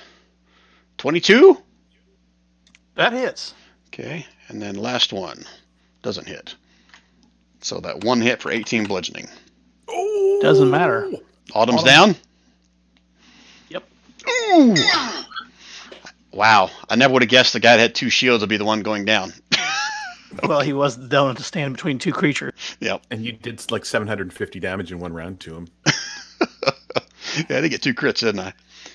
All right, so that's his turn. He'll stay right there. This wouldn't be payback, would it? No, For a certain rock. I'm just rolling shit. I'm not doing anything, right? He's only doing payback to me. Don't worry about it. Not doing a very good job of it. Thought that was more your son than it was you, but that's cool. Well, yeah, Toll the but dead, Victor. I let him do it. Okay, Victor, you are grappling one on top of you, or you're on top of one. The other one's behind you. Right. So I'm going to do Toll the Dead on That's a this ranged guy right attack, here. That's almost. right? No, it's just a save spell, Brian. There's It's just no a wisdom disadvantage. save, I think. Isn't it? But it yeah, is that's what I was ranged, isn't confused it? about the range. Yeah, but you don't have to roll for attack. Yeah, there's no attack. It's not an attack. Okay. The monster just makes a wisdom saving throw. On which one? On the one next to Elin. Okay. So let me do that 1 sec. Yeah, hopefully I'll finish. What's the him off. DC on that? 14. 26. 26 damage. 26 freaking on a freaking cantrip? 26? What the hell? 3d12 is because your level, I guess. Yeah. Well, he just explodes into nothingness and dissipates. Good stuff. And then I want to do Healing Word on Aldum as my bonus action. Is that touch? No, healing words 30 not. Word is not, I don't think. 60 feet. Yeah, 60 feet is the range. So I just cast that. Oh, what level should I cast it at? I guess that's a good question. Put the ammo. Let's do that. Damn. Ooh, There you go. Get 3 hit points, Aldum. not as much Trying as to I use hope. them all at the same time. Don't spend them all in one place. Yeah, I got a trick up my sleeve when it gets my turn. Okay. Anything else for Victor? No, because he's still grappling, right? So I think he's gonna keep doing that. Okay. You can always let go. I'm okay with that. Yeah, I think I'm good. It's nice and Okay. cozy down here in the middle of this fire. Toasty. Okay, Brevin. Brevin, are you on mute? He did say he was AFK, but that was a while back. Who was playing Brevin? I'm drawing a blank. Who was Diddy. playing? Diddy was. Mr. Australia. Mr. Australia. Yeah, he said that he would be right back. He just got a phone call. Okay. He'd Say it. use Planner Warrior on the guy that is with Aldum, and then he would try to shoot disadvantage with his regular bow on the guy that Victor's on top of. Well, when he comes back, he can get his attack. Veli, what are you gonna do? I am going to hit this guy. Come on. That guy there, and since Aldum is down, right? He's got 3 hit points. Oh, okay. Well, I'm going to hit this guy too then. You're twinning a spell. That's what I'm hearing, right? Yep. Okay. And I'm actually going to Here, move out. hold that before you do that. Diddy's back. So Diddy, figure out what you're doing your turn. Then we'll let Veli pick back up on what he was doing. Excellent. I'll just do same verse. Whoa, you're a robot. Same. Oh, where am I? Wait there. Mike, Diddy, are you still there? Yeah, is it any better? Yeah, it's better. that's better. Okay, yeah, sorry guys. Yeah, I'll do the same thing as what I did last time. Here we go. One of them's dead now, Diddy. You only need to take two shots. Yeah, all right. So this one and this one. So 2 shots. Here we go. Which one's first? Let's go for the guy up the top because he's Okay. not grappled, so I've got a better chance of giving him the ultra business. 32. Does that probably hits? And then the other guy with disadvantage. 26. Yeah, I was even adding to his AC since Victor's large and on top of him, but yeah, you still hit him. Excellent. And so I just go 10 and 20. I'll end up there. That's the end of my turn. Okay.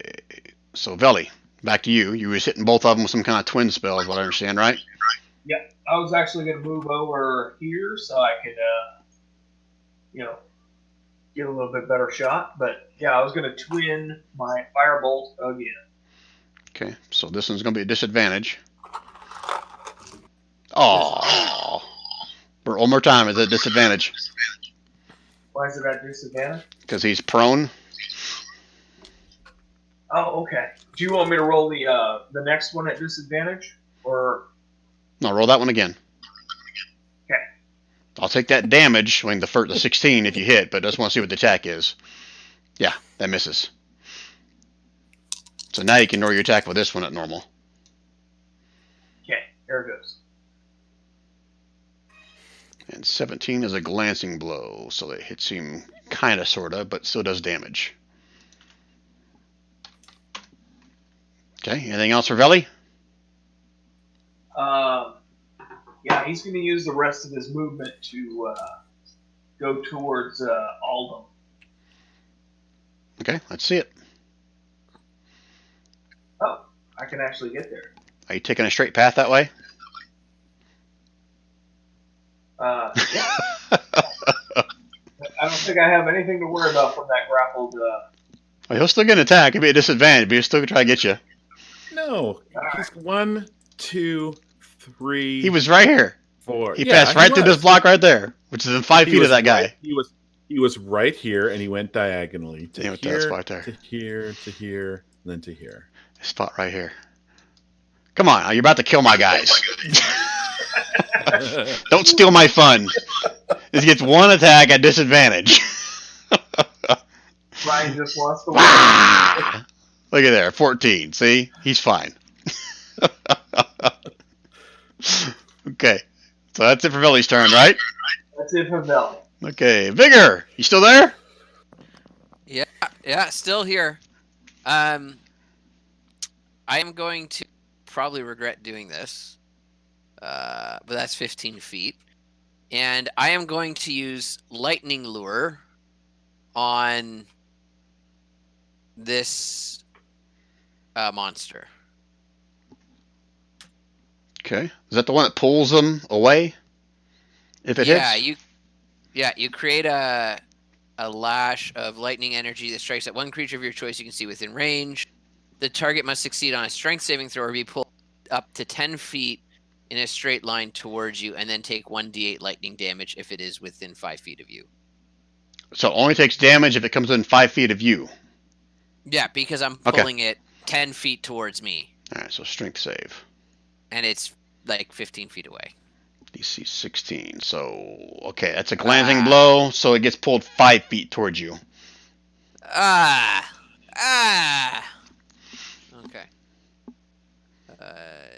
And that's a cantrip. Okay.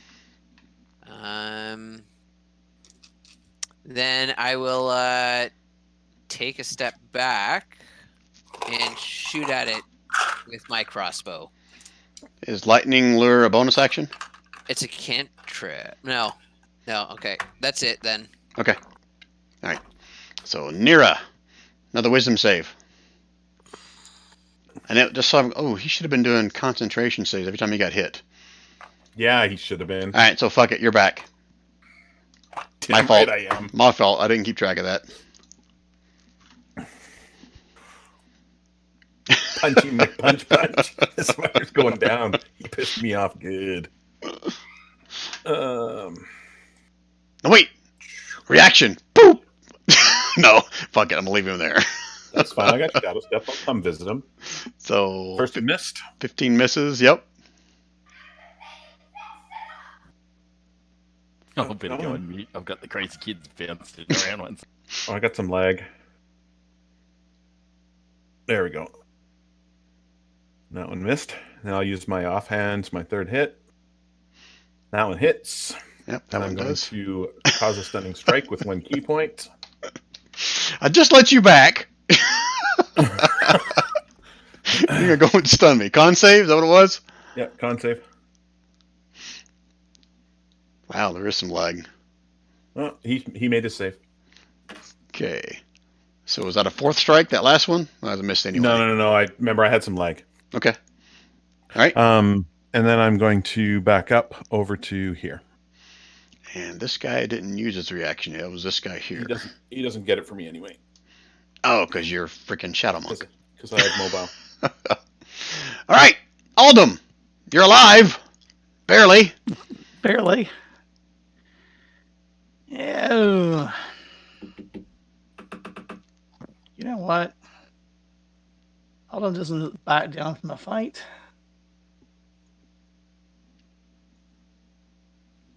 Cast Shatter on the one right in front of him. One that Con tagged him. save. Kablam! Take some damage, but still there. Gonna do it a second time. Can't cast the spell a second time. Oh, that's right. I keep thinking those shields are just like you bashing it. But yeah. Okay. Anything else for Aldum then?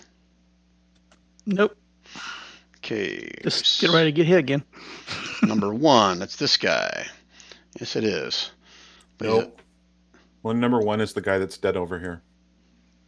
Oh, you're right. My fault. Okay, so I'm going to get him off the turn order then. All right, so number 2 is this guy. It's still buried underneath Victor. So let me do this. Fuck. And just 4 attacks on Aldum. Disadvantage. Let me click on disadvantage. And 1. Yeah, that's great. 2, 3, 4. Oh! I'm assuming a 27 hits him on Victor. Yeah, that hits him. Sorry, I meant on Victor. I said Aldum, I meant Victor here. Oh. Yeah, I think it's 25 even with shield, so. Yeah, so 19 points of bludgeoning damage on his last hit from you. Okay. And then he's getting prepared to die. Aelin! Dun dun dun. Do the old Bugs Bunny shuffle step. 2, 3, 4, 5, 6, 9. That's 45. Does he disappear? Nope. And 2 strikes. Hassan Chop. Damn. Hassan Chop. Good hit, just shitty damage. Well, I'm unarmed strike, so it's just a flat D6 plus my bonus. So. What level are you? Let's see, 12, 10, No, 10 monk. It's at level 11, it's a D8. Oh wait, I would have gotten sneak attack on my first one. My first attack would have been a sneak attack, so let me roll that damage. Oh yay! Wow. At level 11, your martial arts die is a D8. Oh nice.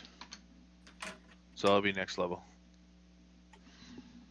Yeah, you should be 11 now, but it's Oh, okay. actually, you know what? That's right, Brian. I was supposed to work with you because when I tried to level up, you had to fix my character sheet last time. Remember?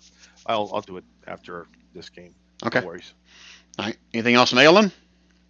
No, sir. That does it. 12 points of damage. Okay. Yeah. Okay, got it. And that's number 3. That's this guy. So, like I said before, he's going to move to get within melee of Veli and Aldum. And he's going to try to put Aldum back down first. So, or does he? Let me roll this. He needs to help his buddy out. Yeah! No, Victor's going bye-bye. Victor, give me another wisdom save. He came into your area. Yeah, you don't get an opportunity attack from that. You get an opportunity attack when he moves away from your area. So, wisdom save from Victor.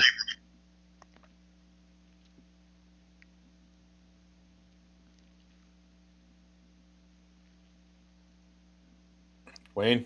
Yeah, there's bad lag. Alright, so Victor disappears. I'm not going to leave you from there. I'll just give you a weird little token on here. But Victor disappears. And you get to make a save at the end of every one of your turns to possibly come back, unless this guy dies, which is probably more likely to happen. He's got 3 attacks left, so first one on Aldum. I'm assuming that misses. Yep. And then another one on Aldum. Misses. And all his rage is on Aldum. And can't hit shit. And misses. And that'll be his turn. One guy that's probably staggering on the battlefield and they can't kill him. Exactly. All right, Victor, give me another wisdom save at the end of your turn to see if you can pop back into existence. Well, that was fun. You're back. That's a relief. Okay, but I'm really doesn't have a hold of this guy anymore because he disappeared and came back. He's still like on top of him, but doesn't have a hold of him. So go ahead, Victor. What do you want to do next? So I'm no longer grappling with him, right? Yeah, but you reappeared right over top of him again. All right, I'm gonna toll the dead again on this guy.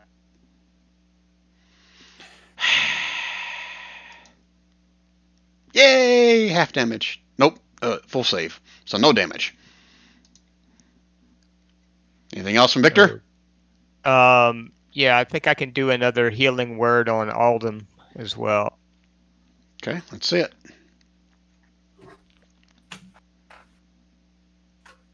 Six more points. Wow, your hit points have tripled. Anything else from Victor? Not this round. Okay, Brevin's up. Fourth verse, same as the first? Exactly the same. You read my mind. Which one's Finish first? that guy off. Let's go this guy, and then this guy.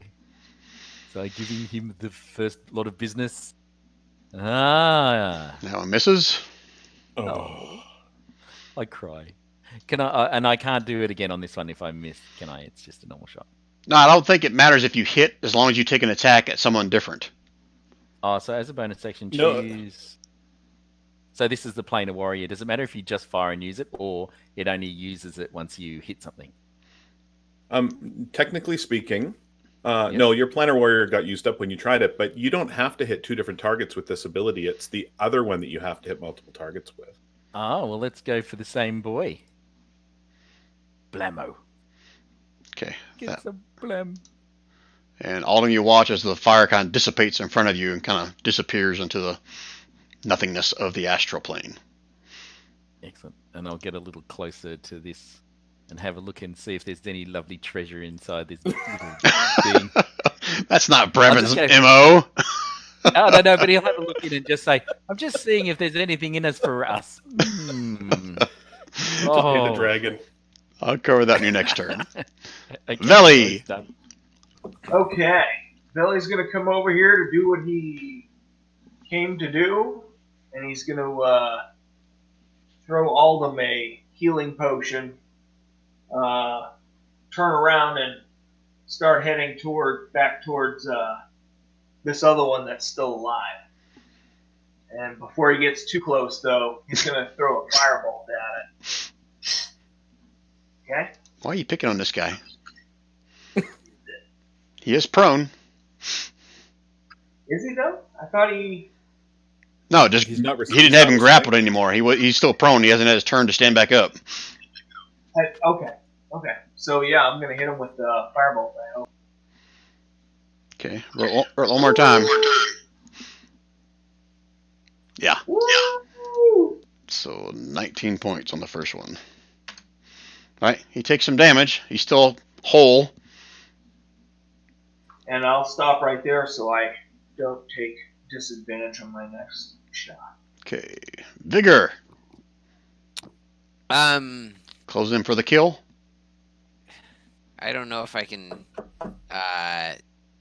do that. But I guess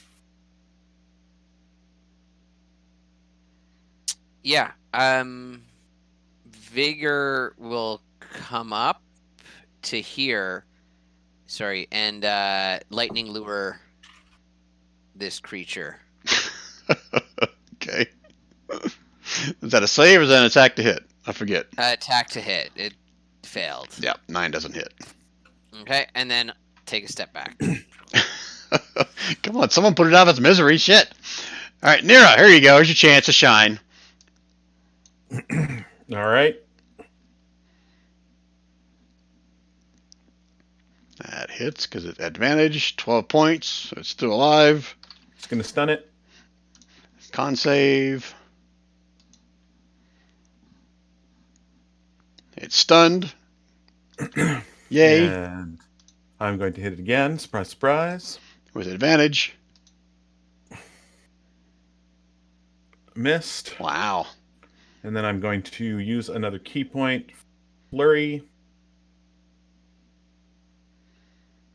And my second flurry. Yep, that one hits, but he's still alive. The last one does not hit. Then I'm going to back up. Okay, Aldum. Want to take out your Aldum frustrations on staggers. this guy? Aldum staggers to his feet and throws his shield At who? at it. It's Okay. a disadvantage. It's a disadvantage if you throw it. No, it isn't. Not for Aldum, because Aldum vanishes from here and reappears here holding the shield Oh, I forgot about that thing. That's cool. Nice. and bashes it twice. Now, does that take one of your actions to throw it? The throw is a bash. I catch it and hit it when I appear there. Okay. So you still get 2 more hits, or you get 1 more hit? The first one will be the throw, and then the second one will be the other shield. Okay. All right. So total 2 attacks total. Yes. Okay. Yes. Yeah. So both of those hit. Wow, some shitty damage. So Yeah. 4 and 4, 8 points. He's still whole, barely, but How okay. how come it was only 8 points? He hit with the first 4. yeah, and it's then 4 the points. other one was a crit. Oh, so okay, so 1 more point. Sorry, I forgot. No, Yeah. but it should have maxed out that Oh, one. Is you're not right. set up to be You're right. maxed. My mistake. So what is max damage for one of those things? A 6. 1d6 plus 2. Okay, so it's a +2 shield. 8. It's plus 1 shield. Okay. So The that'd be- plus 2 comes the shield plus doesn't give me additional damage. The plus 2 comes from his strength score. okay, so 8 more points is what I'm hearing. Correct. Okay, he is still whole, barely. Anything else from Aldum? The smallest guy, ready to go. Finish him off, Eolin. Yay! Leave a piece for me. Look at him. It is a small piece. Actually, Oh, hold on, No. Aldum. Here we go. no. You good? You're good, Aldum? Yep. Okay. All right, Fair one. Aelin. At advantage, 26. No, 21. Yep, that hits, 6. and you can stop Okay. I because was gonna it do dissipates and disappears. Yay! I did that. Woohoo! All right, so 3 hours and 45 minutes. Not quite that. Probably a little more like 3.5 since we started a little bit late. All right, so we kind of paraphrase the rest of it here, so you guys and cut you guys loose. So I'm assuming you're going to search through the ship, try to find something in there, right? Yep. Yep. All right, so let me pull up my random loot generator. Whoever gave Aldum the potion, he hands it back to them. Oh, that would be Belly. Belly. Belly. Okay, so levels. This one. And if it helps, Brian, Yep. I'm going to cast Detect Magic as we go up and start searching. All right, so you guys start making your digging through what's left of the ship. I mean, you don't see the other half of the ship. It's not buried. It's just, gone, except for what's kind of maybe laid to a rest here. All those bodies are still lying there as well. Let's see here. Random shit. Random shit. 1, 2, 3, 4, 5. Maybe there'll be a weapon +1 in there or Who something. who got the last hit? Aolin? Oh, that's Yes. Rand's here for to finally get a weapon. There we go. Aolin got the last hit, so Aolin, roll me a d6. A D6, sir. Yes, sir. 1 D6. The d4. 1, 2, 3. 1, 2, 3, 4. You find a wand. Magical wand. Who got the last hit on the second guy? Oh. Who killed the one that was right here? It was Diddy. I think Diddy killed one, yeah. All right, did you roll me a d6? Okay, coming up. Here we go. D6. There we go. There we go. Blump. Roll again. I've got only The wand's already gone. Okay, there you go. How's that one? A 6. Yeah. Okay. Okay, now I gotta roll again. 1 second, please. It's a weapon. Ooh, nice. It's a magical weapon. I just gotta look at my table to see what kind of weapon it is.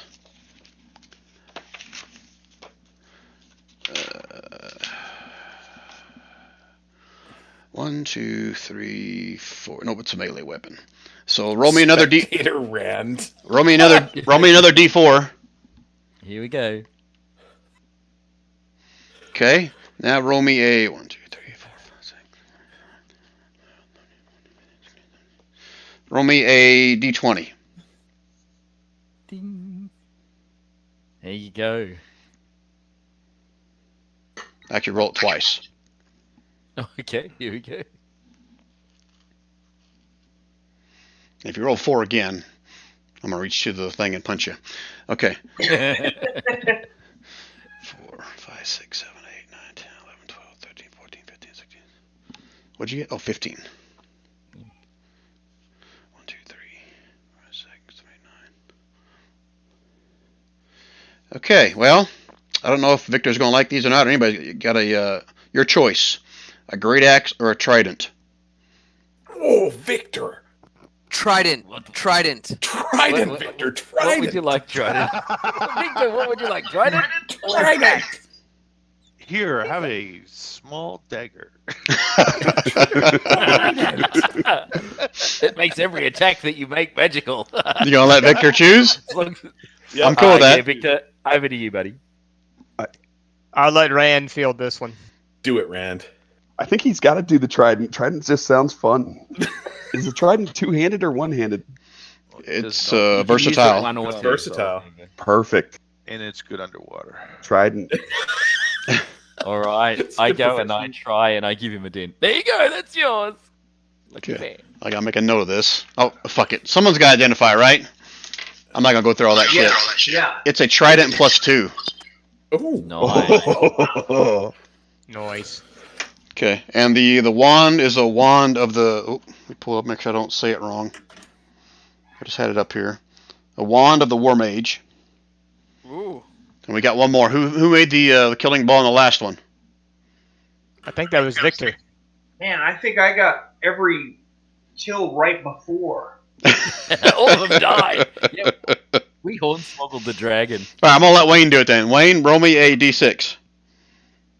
Actually, roll me a D4, since we've already got 2 things that have been 1. A 3. Okay, I gotta look this one up now. You got a vicious weapon. Yep, gotta do the same thing again. So, vicious weapons are only melee, as I recall. Does that sound right, guys? I don't think vicious are anything that's ranged. I don't think so. Like you can get a vicious whip. I think you're correct. Okay, that's what I'm gonna assume. So, let's do this again. So, Wayne, roll me a D4. they have vicious darts. Do they really? Yep. All right, and fuck it. Well, still roll me a D4. But you're right. Darts. I are did. the- I got a 3 again. Yeah, 3 again. Okay, and D20 twice.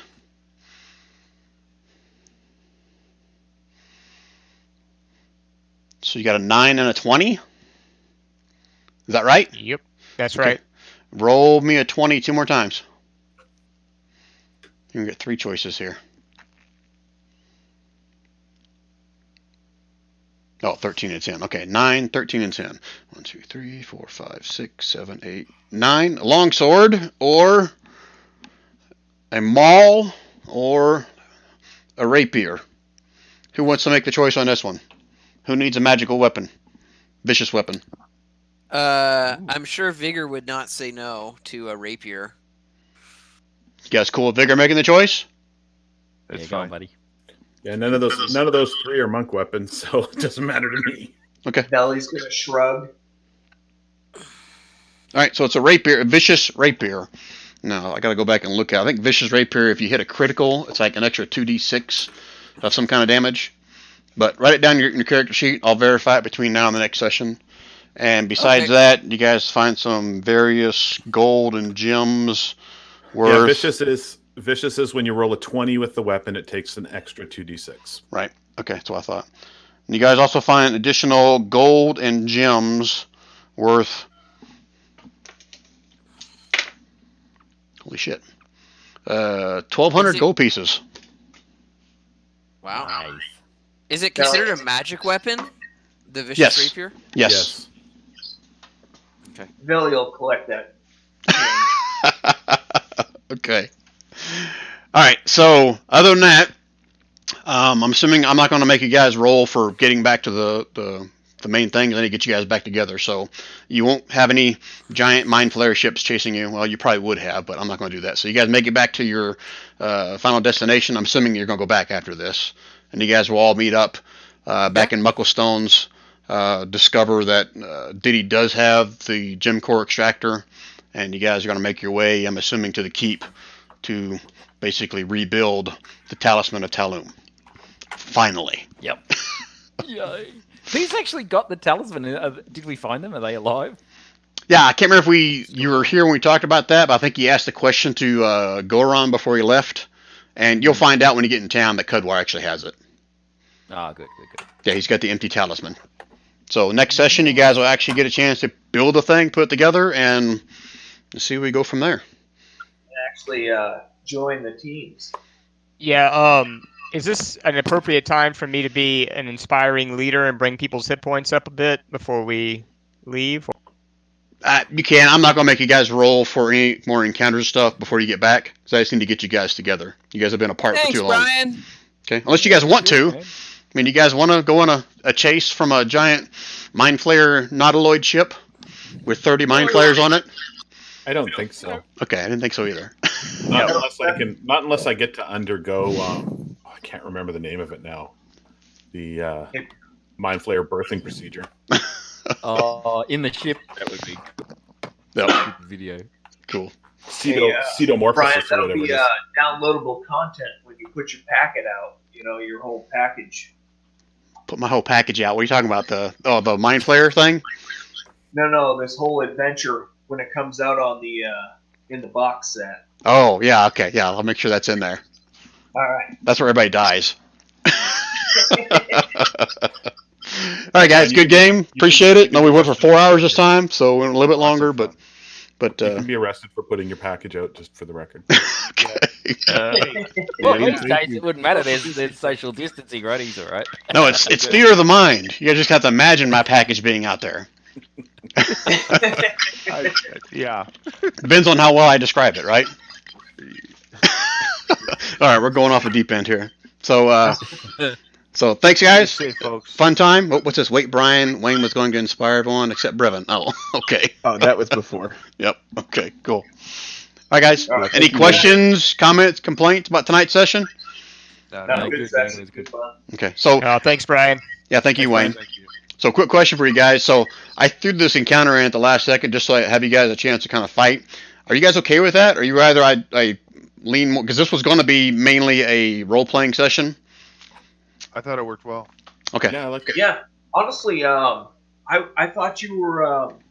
I mean, you've always said that you wanted to potentially make a book out of this.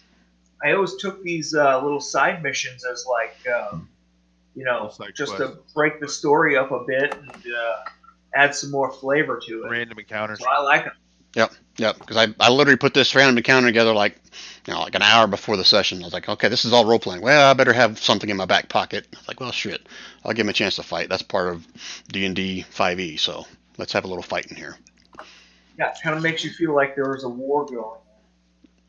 Yeah, this is the astral plane. So, meta-wise, I don't know if you guys have seen them before, but these things are called chronometals, which I think are in the Tome of Beasts. And the way I read about them, they're basically like these leftover, I don't know how, like spirits is the way I kind of interpret it. They're attracted to where there have been like battles or lots of death or whatever, for whatever reason. And they basically are attracted to any kind of life force. So that's basically what these things are. And they, as I recall, these things are known to be in the astral planes. That's part of the reason why I selected them as well. Now, Jason, are you still on Discord? Yeah. Okay, so I got this from the tome that you gave me. So is this something that you've used before, the chronometals, or not? No, I've not used them before. Okay, all right. So I was curious if my interpretation was closely accurate or not. No, however, it does give me some ideas for where you guys are currently at. Great. Just no more no more boulders to the face. For those of you that don't know, Brian's character decided to sneak down and see what was going on in a tunnel, and one of the giants down there decided to throw a rock at Grun.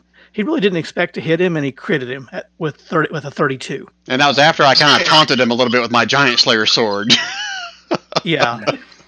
Smashed me in the face, left me with 7 hit points. The good thing for Brian was that the damage was actually crappy on the roll. Yeah, that was awesome. I had fun. Crit giant. The fun part was listening to the huge Minotaur run back up the hallway screaming, "Time to leave." I was begging everyone to heal me. Give me your healing potion. Heal me. Look at me. My horn's broken. Come on, heal me. I had fun with it. All right, guys, I'm going to stop the recording here. Thanks, guys. Appreciate it. All right.